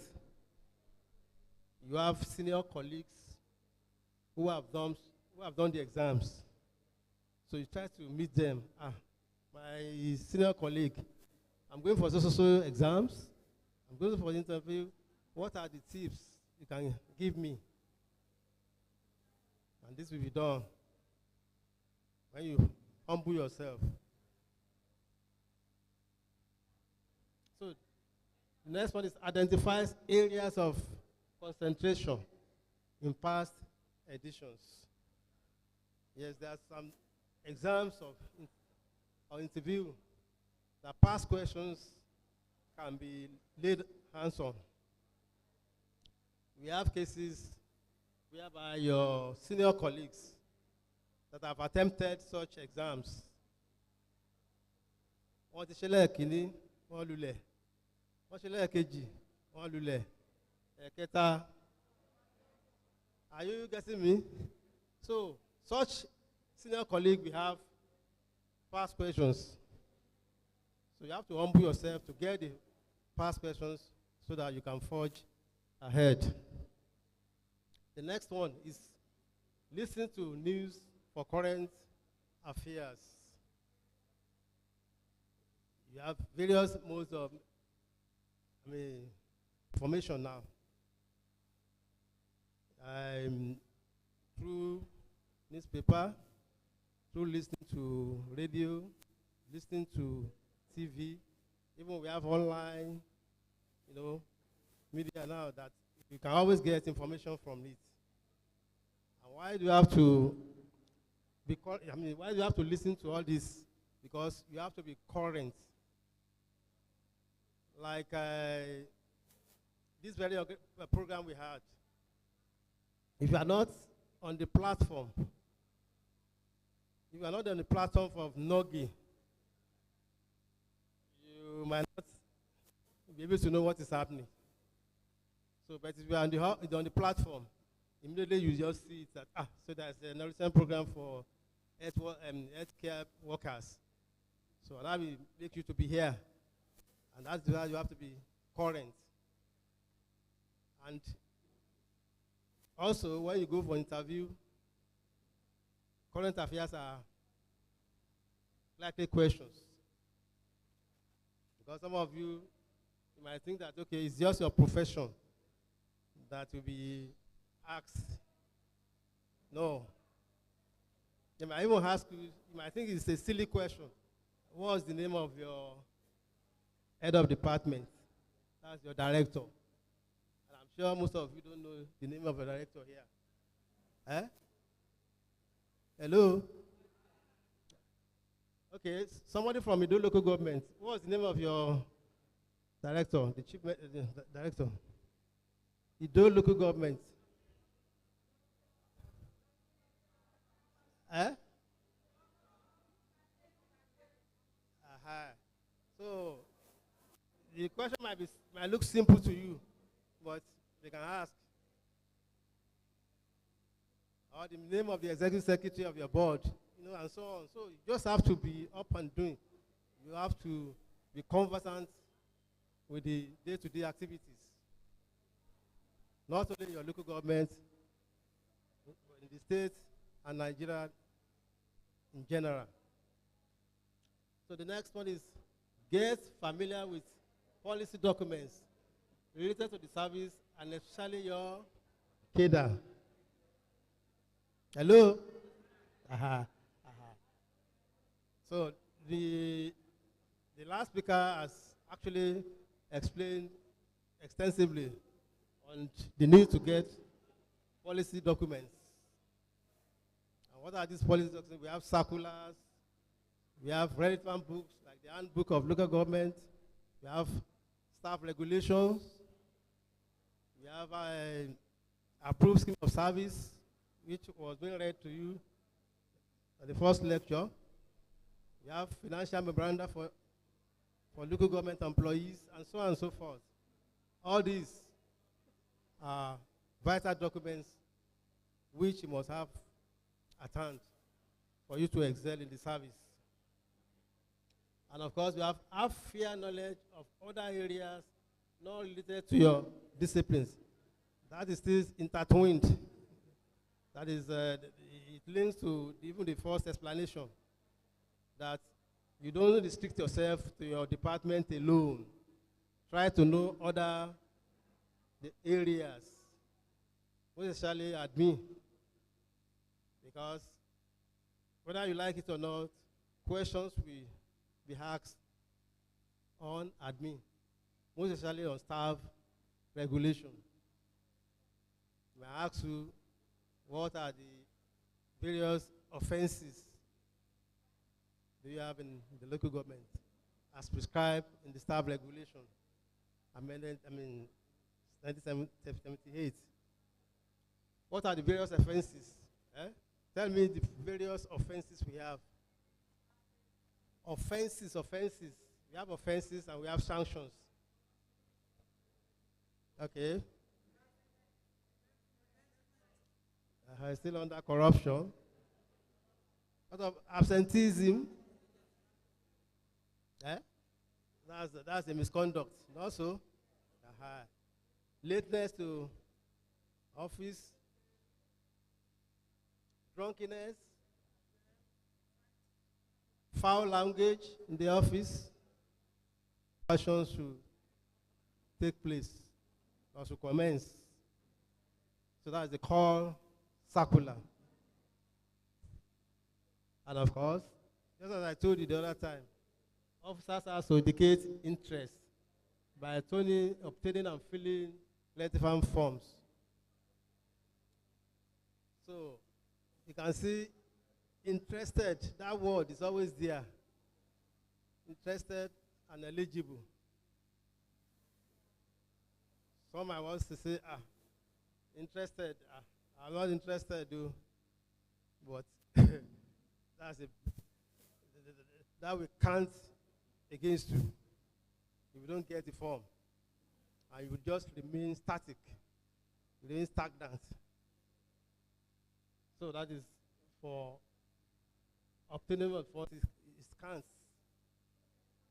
It shows a serious officer, a serious candidate, when you fill your form neatly, which centers on lateral transfer or conversion of officers from sub-professional to core professionals. So it's not that they are trying to witch us by introducing competitive examination. No. There are extant rules and laws that back them. Then I've talked about the designated venue too. I said Loyola College has been our, in the recent time, is our venue. Moreover, we have cutoff is determined by the converting agency of government. You see, when an exercise, they do consultants. The consultant will, at the end of the program, they will sit with the board, assess performance, him or her, but there are other clauses that can make you not to be converted. So that is for cutoff points. Also, we have successful applicants that are shortlisted for interview. So if you make 60% in the exams, and that is the cutoff point, they will invite you for interview.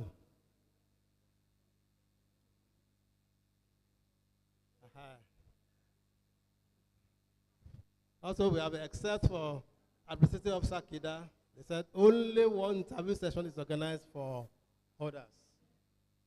In your own case, you are very lucky. It is just one interview. But in the administrative officer KIDA, you start with ASCON.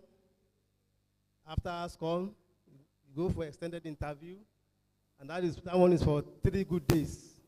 Though nowadays I've been relaxed to 2 days. After the 2 or 3 days extended interview, you now be invited for commissioner's interview for those who are able to make the cutoff points. But in your own case, it's just one interview. So then, final list. That is at the end of the day, there will be a final list of successful officers that we compiled and forwarded to the executive governor of the state for approval. So you can see that the power does not end at the board level. Whatever is done at the board level has to get to the table of the executive governor for approval. So, and as soon as it is done, as soon as it is done, then the board is now free. It's at liberty to release letters to officers that have been converted. So, that is for that. There is a note. Placement of officers is subject to due political consideration. As you are all sitting down, you are from different local governments. Not so? Some are from OYO, OYO West, OYO East, Ogbomoso South, Ogbomoso, North. We move on to Olorunsogun local government, Orulepo local government, Ibarapa East, Ibarapa North, Ibarapa Central. You come to Ibadan, the Ibadan Metropolis, where you have Ibadan North, Ibadan Southwest, then the last city on Ara and so on. So it means you are from different zones of the state. So when they want to pick the final list, this is very, very vital. Geopolitical consideration. It has to spread. And that is why in recruitment, if the Oyo State government wants to recruit, it cannot recruit only from Ibadan. And also, it has to touch all the zones. So you can see where some people can be unlucky. Because if you have concentration of candidates that pass in what I'm saying, so the fact that you made the cutoff point is not automatic for you to be placed. So this is what we are saying here. Okay, move on. Next slide. So we have some of key points. One, conversion in government service is no longer business as usual. I think I've explained that to you, that you have to be up and doing.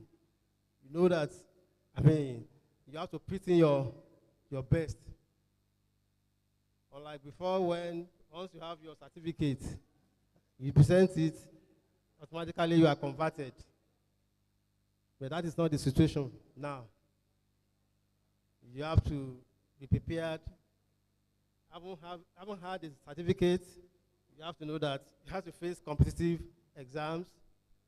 From there, if you make the cutoff points, you move to interview stage. And after interview stage, you are still, there are certain factors that will still determine the final list. Okay, you can see the second item there is competitive examination and interview are now major determinants. Escape that now. There's no shortcut. You must be prepared and be excellent in what we're doing. The next item is prospective candidates must be sound in knowledge and character.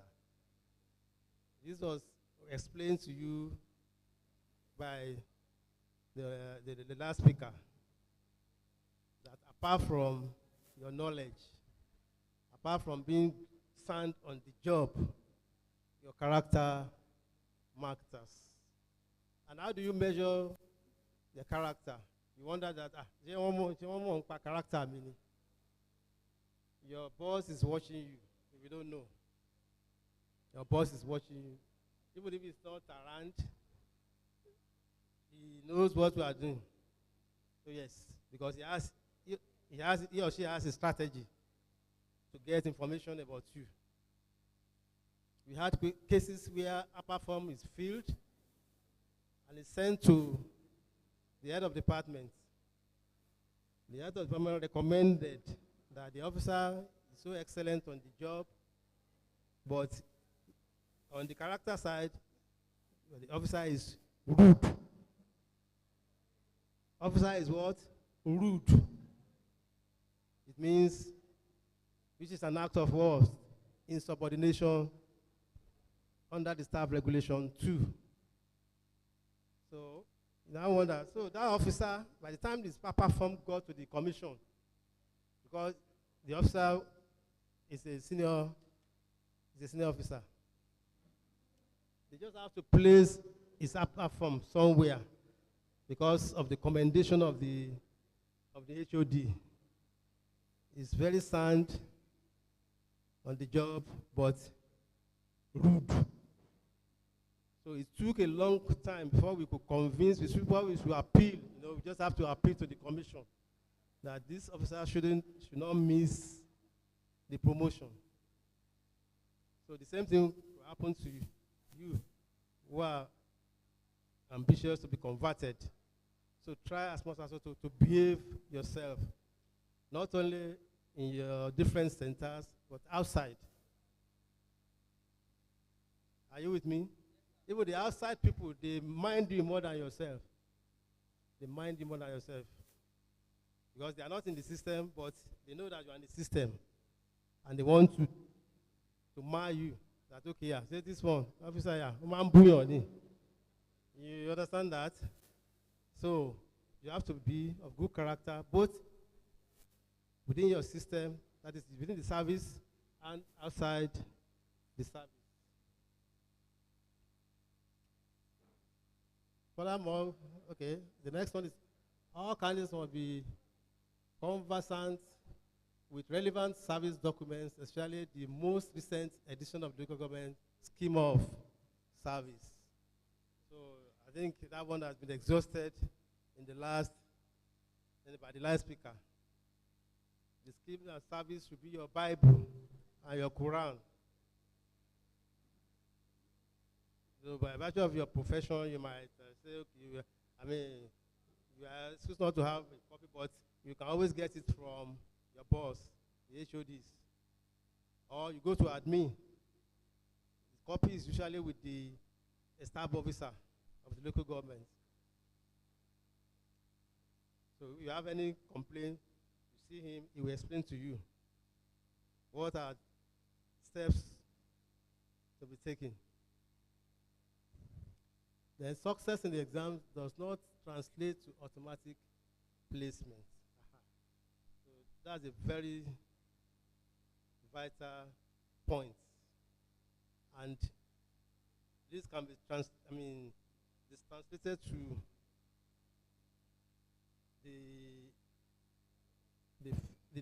the points I made the other time when I discussed about vacancy position and geopolitical consideration. That is to say that they say success in the exams. They said, because if there's no vacancy for you, automatically one cannot make it. And if candidates are many in your zone that made the cutoff points, and your zone is just allocated maybe 10 candidates for conversion, and you are number 12, it means one will not be able to sail through. So note that vital factor. Final decision belongs to the executive, we call the general overseer, because the whole process starts from the governor. The whole process starts from the governor and ends at the table of the governor for final approval. So now we now conclude. We are in conclusion now. we say Oyo State Public Service is witnessing unprecedented reform. And why is it witnessing unprecedented reform? This thing we are even doing here is very, very, very unprecedented. Because as when I started, I said, I've never witnessed this kind of program. When I was in service, it was never done by the previous NULGE executives. So it is a way of, ensuring that you people are prepared towards higher heights. So we have allocation of terminal, you see, allocation of terminal grade level to 17 is a boost to moral and further expansion of vacancy positions. So that is a very important point to confirm that Oyo State local government service is truly witnessing an unprecedented reform. Before 2012, the 12 moved vacancies, which we call expansion of vacancies. Now, we said above must challenge officers in the service to aspire to be the best they can do. Enrichment, it gives you pride, it gives you satisfaction. Even by the time you retire and you retire as an officer, you are respected and opportunities definitely are bound for you, even when you leave the service. So that is why this should be a challenge for you by the virtue of this special reform in the service. Now we go on to the fact that NULGE is now saying that NULGE must lead efforts in this direction to continuously mobilize staff members to rise above their limitations and take advantage of these opportunities. So it is still challenging NULGE. You have been challenged as individual candidates. It is now challenging NULGE again that they should not rest on their house, that they should not relax, but they should continue to be concerned with the welfare and the improvement of officers in the job, on the job. This one that NULGE has done is no doubt commendable. It's a unique feat in the history of Oyo State NULGE. I commend NULGE. I commend the coordinator of this program.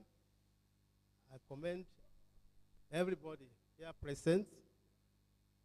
And I say a big thank you for your proper listening. And I wish you journey masses back to your place.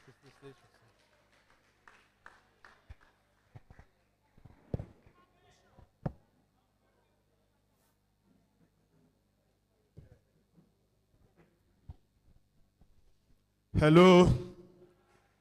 Once again, another round of applause of our Oga.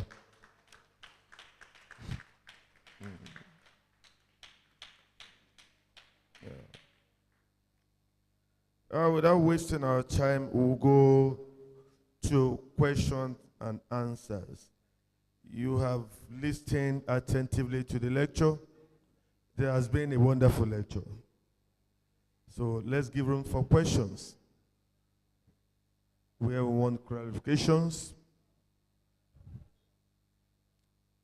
Questions. Amen.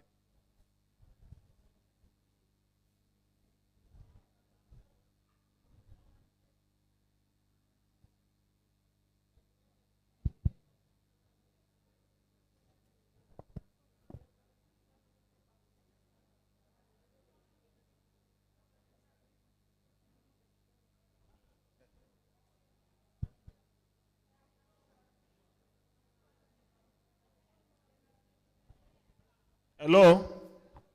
Hello? Are you still there? I know some have listened to the bitter truth. And so some desire to take their leave. Let me be sincere with us. It's good for us to witness what you are expressing today. Enough of telling lies in the service. Enough of parading yourself, boycotting protocols. If we could have this veteran or guys find time to prepare, not only this morning, about 4 days ago, they'll be prepared of what necessary to give to us. Let's forget about the examination this time around. Forget about the examination. How will you have your ways prepared in the service? If somebody is retiring in the next 3 years, I'm sorry, sir. If somebody is retiring in the next 3 years and is an superintendent or assistant officer, remain 3 years to leave the service, you want to do conversion from level 14, and you still believe that it's going to be in a lateral 14 to 14. And that's why we started well. You see, about 200 of us came together in the morning. But when the truth was revealed, and let me be sincere with you, it's not about the theory, and that's why we said we don't need to go out to bring people from outside. These are the people that have even gone through. They have seen it all in the service. You might know what you want to say, but the way you will construct yourself is another. You might know what you want to say, but the way you will construct yourself is another problem. But today now, they've asked you, what's your name? What's your grade level? What's your nomenclature? How many years remain in service? These are the things that you'll be asked of. Please and please. Please and please. Dr. Omota just said, hold yourself accountable for everything, your action that you take. It is only 2 ways. Your 60 years of age and 60 years and 35 years in service. If you don't have requisite to enhance you to be converted, then you come back to the corner and say, Emma worry, Abayin she, ah, ni sukun ale o. Ona ni sukun ale o. The little house that we made, I think we have questions and answers. We will listen to the second lecture. Tomorrow by God's grace, this seminar still continues tomorrow. We are going to have 2 lectures again. We have a better coming. I want to send a plea to every one of us. Whatever you have learned today, please extend it to others, your friends. Your friends, Jerry, Ogasowo, ní pension board, gbogbo retire sí, kò sí ní 10 officer àti assistant there. But it also says, it's good for you level 14 or level 13 officer that will be demoted because of your conversion and you will retire very soon. We have pressure.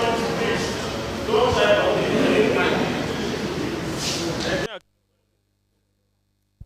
Speaker. Okay.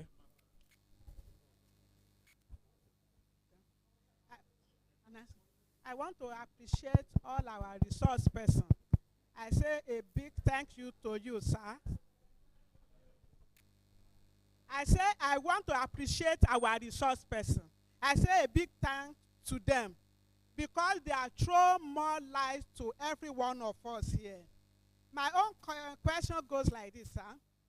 The junior officer in the local government, and they have done lateral conversion and advancement from level 4 to 6. Are they qualified to sit for the coming conversion exam when their picking point is 7? That's my question.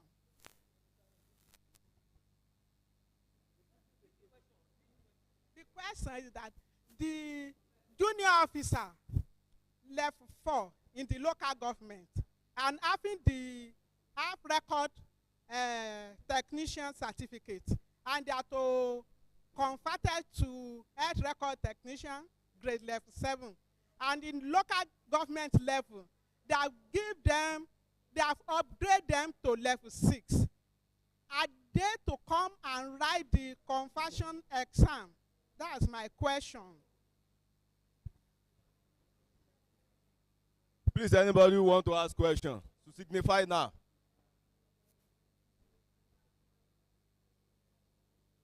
Salo to the question. Anybody who want to ask question, to signify now. Who's the ask question?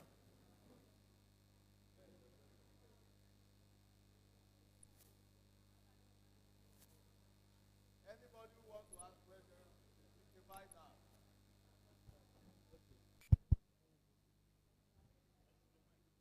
Okay, hello, hello, so, hello, junior officer, that is in the local government, grade level 4. Already, I'm already, okay, you applied for technical, you have a technical certificate and you are upgraded already.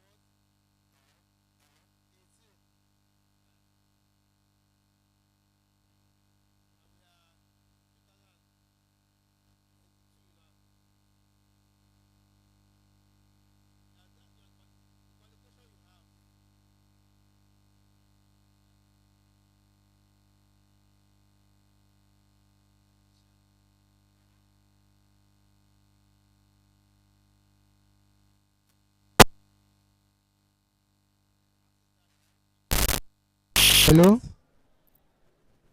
The minimum of hello? Hello? 2 years on the post.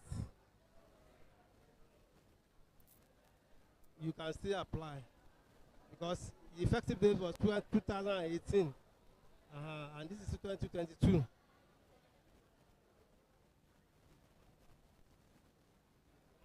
Hello? And now all I'm saying that since the exam is being conducted this year, so 2018 to this time is almost 3 years plus. So you can apply. You can apply.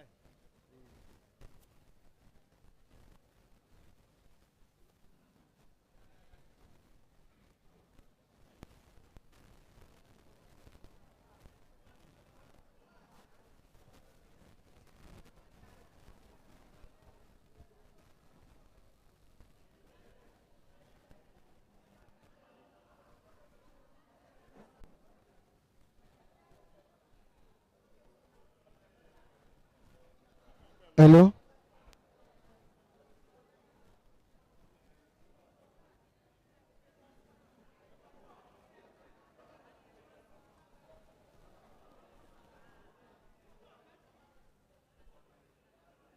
Hello?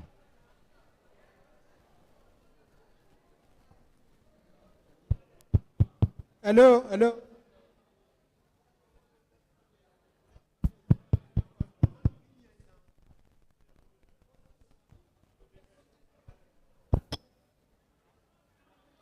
Hello, madam. Okay, my question.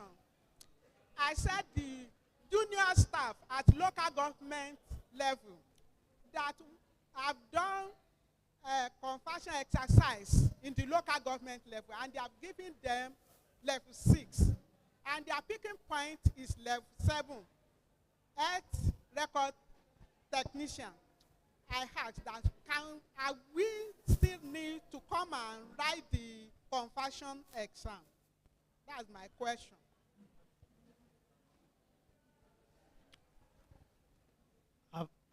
I've asked you when your bringing was done. I said 2018.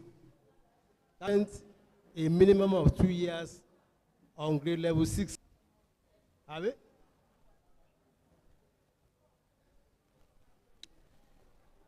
Concluded exercise. We are just giving the letter February this year. And the effect is from 2018. Nominally from 2018, but letters just given in February Financially, this year. it doesn't matter. It's the fact, the nominal dates that matters, which is on that grade level. You still have the opportunity to apply or to attempt this comment. Wọ́n wá ṣe conversion fún yín ní local government. Wọ́n ṣe junior 66. You convert from one cadre to the other ní. Health record cadre, health record technician. Ṣé rí ara àwọn irregularities tá à ń sọ ní service lélẹ́yìí? There is no how. Nígbà converting sí health record technician, certificate will represent. Níbo lẹ ti gbà? School of hygiene lẹ́lẹ́ẹ̀lé àbí lẹ ti gbà health record technician. Such procedure is wrong.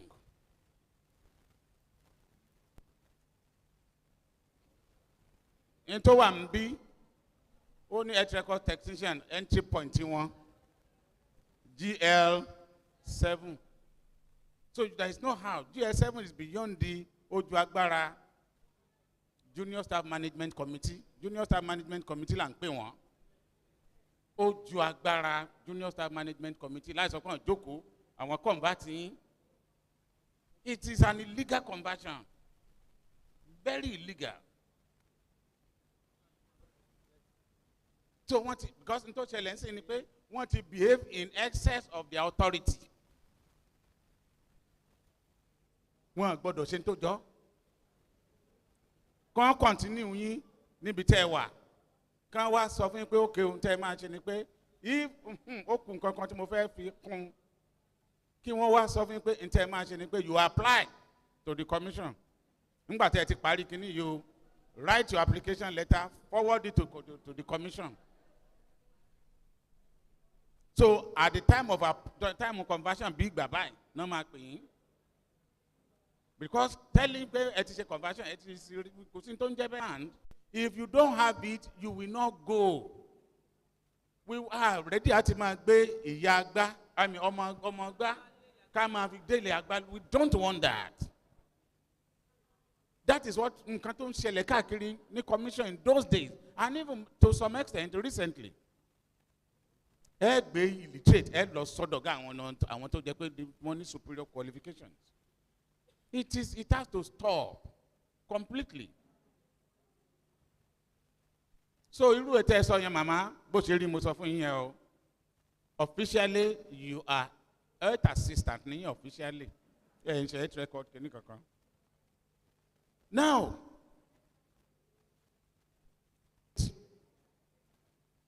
one sort of nominal or notional.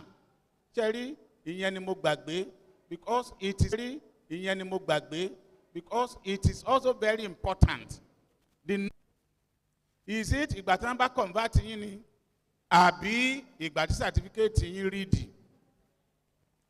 For most of you tẹ́ jókòó ń bí tí n bá béèrè pé ǹjẹ́ ní kankan yín gbà wà tó gba approval fún course tó lọ tó gba approval kó tó lọ fún course Is there any one of you?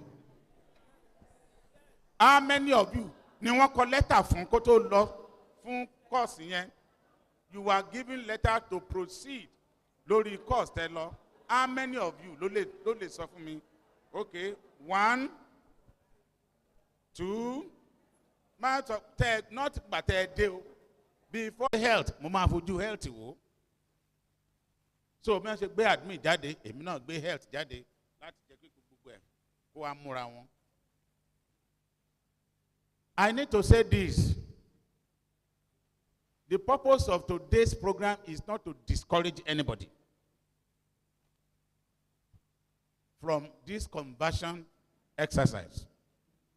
And it will not be mentioned anywhere where Dr. Motajo came and said everybody here is not qualified for conversion. I hope it will not be so stated. Gbogbo nǹkan tá a ṣe ń bí òun ni pé let us open the facts. Ẹ jẹ́ á fi gbogbo nǹkan tó jẹ́ òótọ́ ọbẹ̀ ká fi hàn so that at the end of the day none of us will take a step tá a máa regret so that àní kábàámọ̀. Tá a bá ní step kan ni wọ́n fi já wa tó di méjì, what happens? Tá a bá ní méjì ni tó máa fi já wa tó dẹyọ kan. Ilé ayé, you take your gamble. It's full of risk. It's a big deal. But pa àwọn kan nísìn torí mi náà àwọn kan tí wá bá mi àwọn ò mọ̀ báyìí pé kíní kan ló ṣe rí. Nobody needs to run away from anything because gbogbo ọ̀rọ̀ ti jòrò lóòótọ́. It shouldn't be. We have given you opportunity. Ẹ jókòó ẹ lọ gbọ́. Ẹ̀wọ̀n air technicians tinú wọn bàjẹ́. It is just me talking. I am not the authority. I am not the final authority. I am here to provide you with undiluted truth, the way I know it. Bí mo dẹ̀ ṣe sọ, it is not my responsibility to decide for you. So, take my word and go and reflect. In táwọn náà ti fún wa lónìí ẹjẹ́ á lọ rò ní. Tí conclusion wa bá sọ fún wa pé kò word kí n má jẹ́ n take it. This one no decision eléyìí will be negative. Kò ní ràn mí lọ́wọ́. You don't need to. Just like the president said, a story was told of somebody tó jẹ́ pé spent 4 good years in addition to iye ọjọ́ tó yẹ kó ti lọ. All of us, nobody asked for your date of birth. Any year ought to have gone at the age of 60. Didn't live until the age of 64. No, because Uncle T, falsify. Gbogbo papers ẹ ti dé pension board ní state ni o, state officer. Ó dọ́dọ̀ auditor general. Ìgbà tí ó tètè tí kìíní ó tètè mani tí ó tètè mature fúnra rẹ̀ ló wá lọ. Auditor general now saw him. The story that was told to me. The auditor general wá wò pé is it possible for this person to be 60 years? Dẹ̀mọ̀ nǹkan tó ń wẹ pé Ọlọ́run má jẹ́ kéṣù ò dá sọ̀rọ̀ wa o. Èṣù dá sọ̀rọ̀ máa yẹn. Ọlọ́run ló mọ tó bá rìn jọ náà. Bí ẹni yẹn ṣe ní pé ń bolẹ̀ ti jáde ibi báyìí. Of course gbogbo rẹ̀ náà ló máa wà. Now sent to the school pé wọ́n fún àwọn record. Ẹ jọ̀ọ́ ẹ fún àwọn record. Ìgbà wo ni ẹ dẹ̀ mọ̀ pé record primary school innocently. Ìjọ tán bí wa la gbogbo wa máa kọ síbẹ̀ kò sẹ́ni tó ronú pé òun máa jọ iṣẹ́ ìjọba kan tó epo fẹ́ máa. So the date of birth tí wọ́n fún un ló fi hàn pé he was 64 years as at the time tó kúrò ní service. So wọ́n calculate gbogbo owó ọdún mẹ́rin tó gbà in excess of nítorí yẹ kó gbà.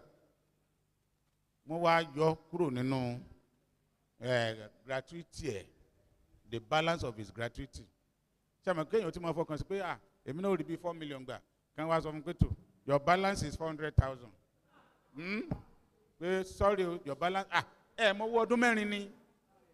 If you are collecting money consistently for 4 years.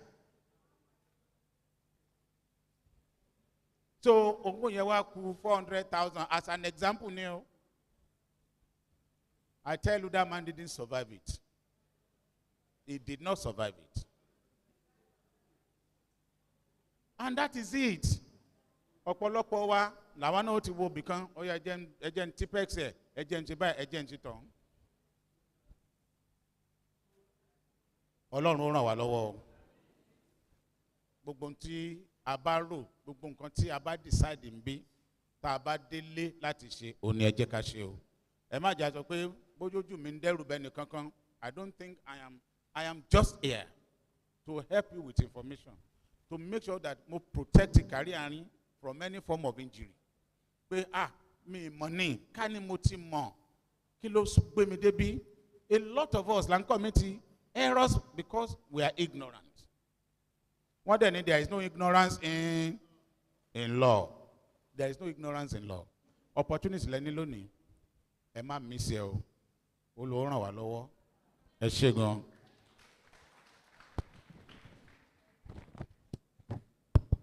Hello.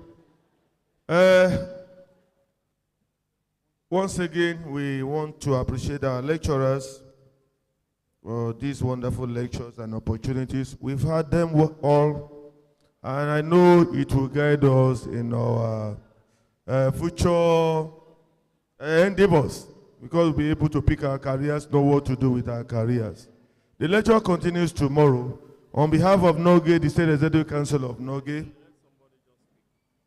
Okay. Yeah. Ààrẹ ní kí n lórúkọ gbogbo adájókòó ní nǹkan táwọn ọ̀gá ti sọ yìí bóyá kẹ́nìkan nínú àwọn student wa kan bá wa sọ̀rọ̀ torí gbogbo wa láti di student lénìí. So somebody should come and speak on behalf of the workers. Somebody inspired by God. What is your observation about today's lectures and everything? Somebody. Somebody. Hey, yeah, no problem. Come on. Come now. Say the way Holy Sorrow. Shebi you are a student in.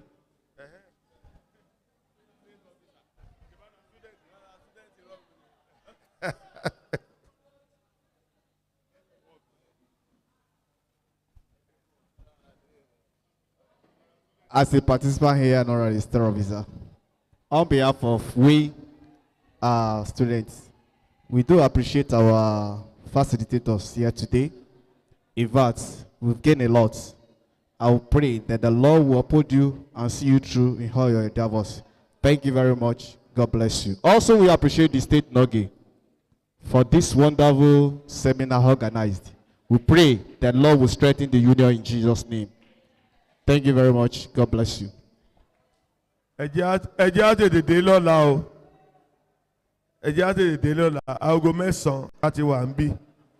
God bless you.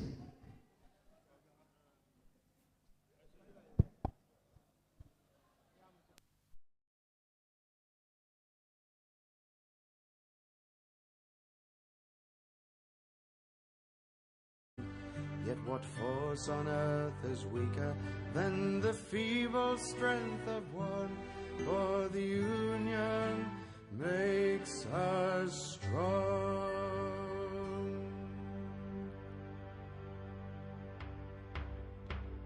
Solidarity forever. Solidarity forever. Solidarity. They have taken untold millions that they never toiled to earn, but without our brain and muscle not a single wheel would turn. We can break their haughty power, gain our freedom when we learn that the union makes us strong. Solidarity forever. Solidarity forever. Solidarity forever.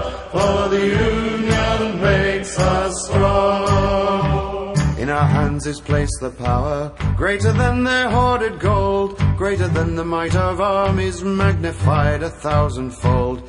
We can bring to birth a new world from the ashes of the old, for the union makes us strong. Solidarity forever.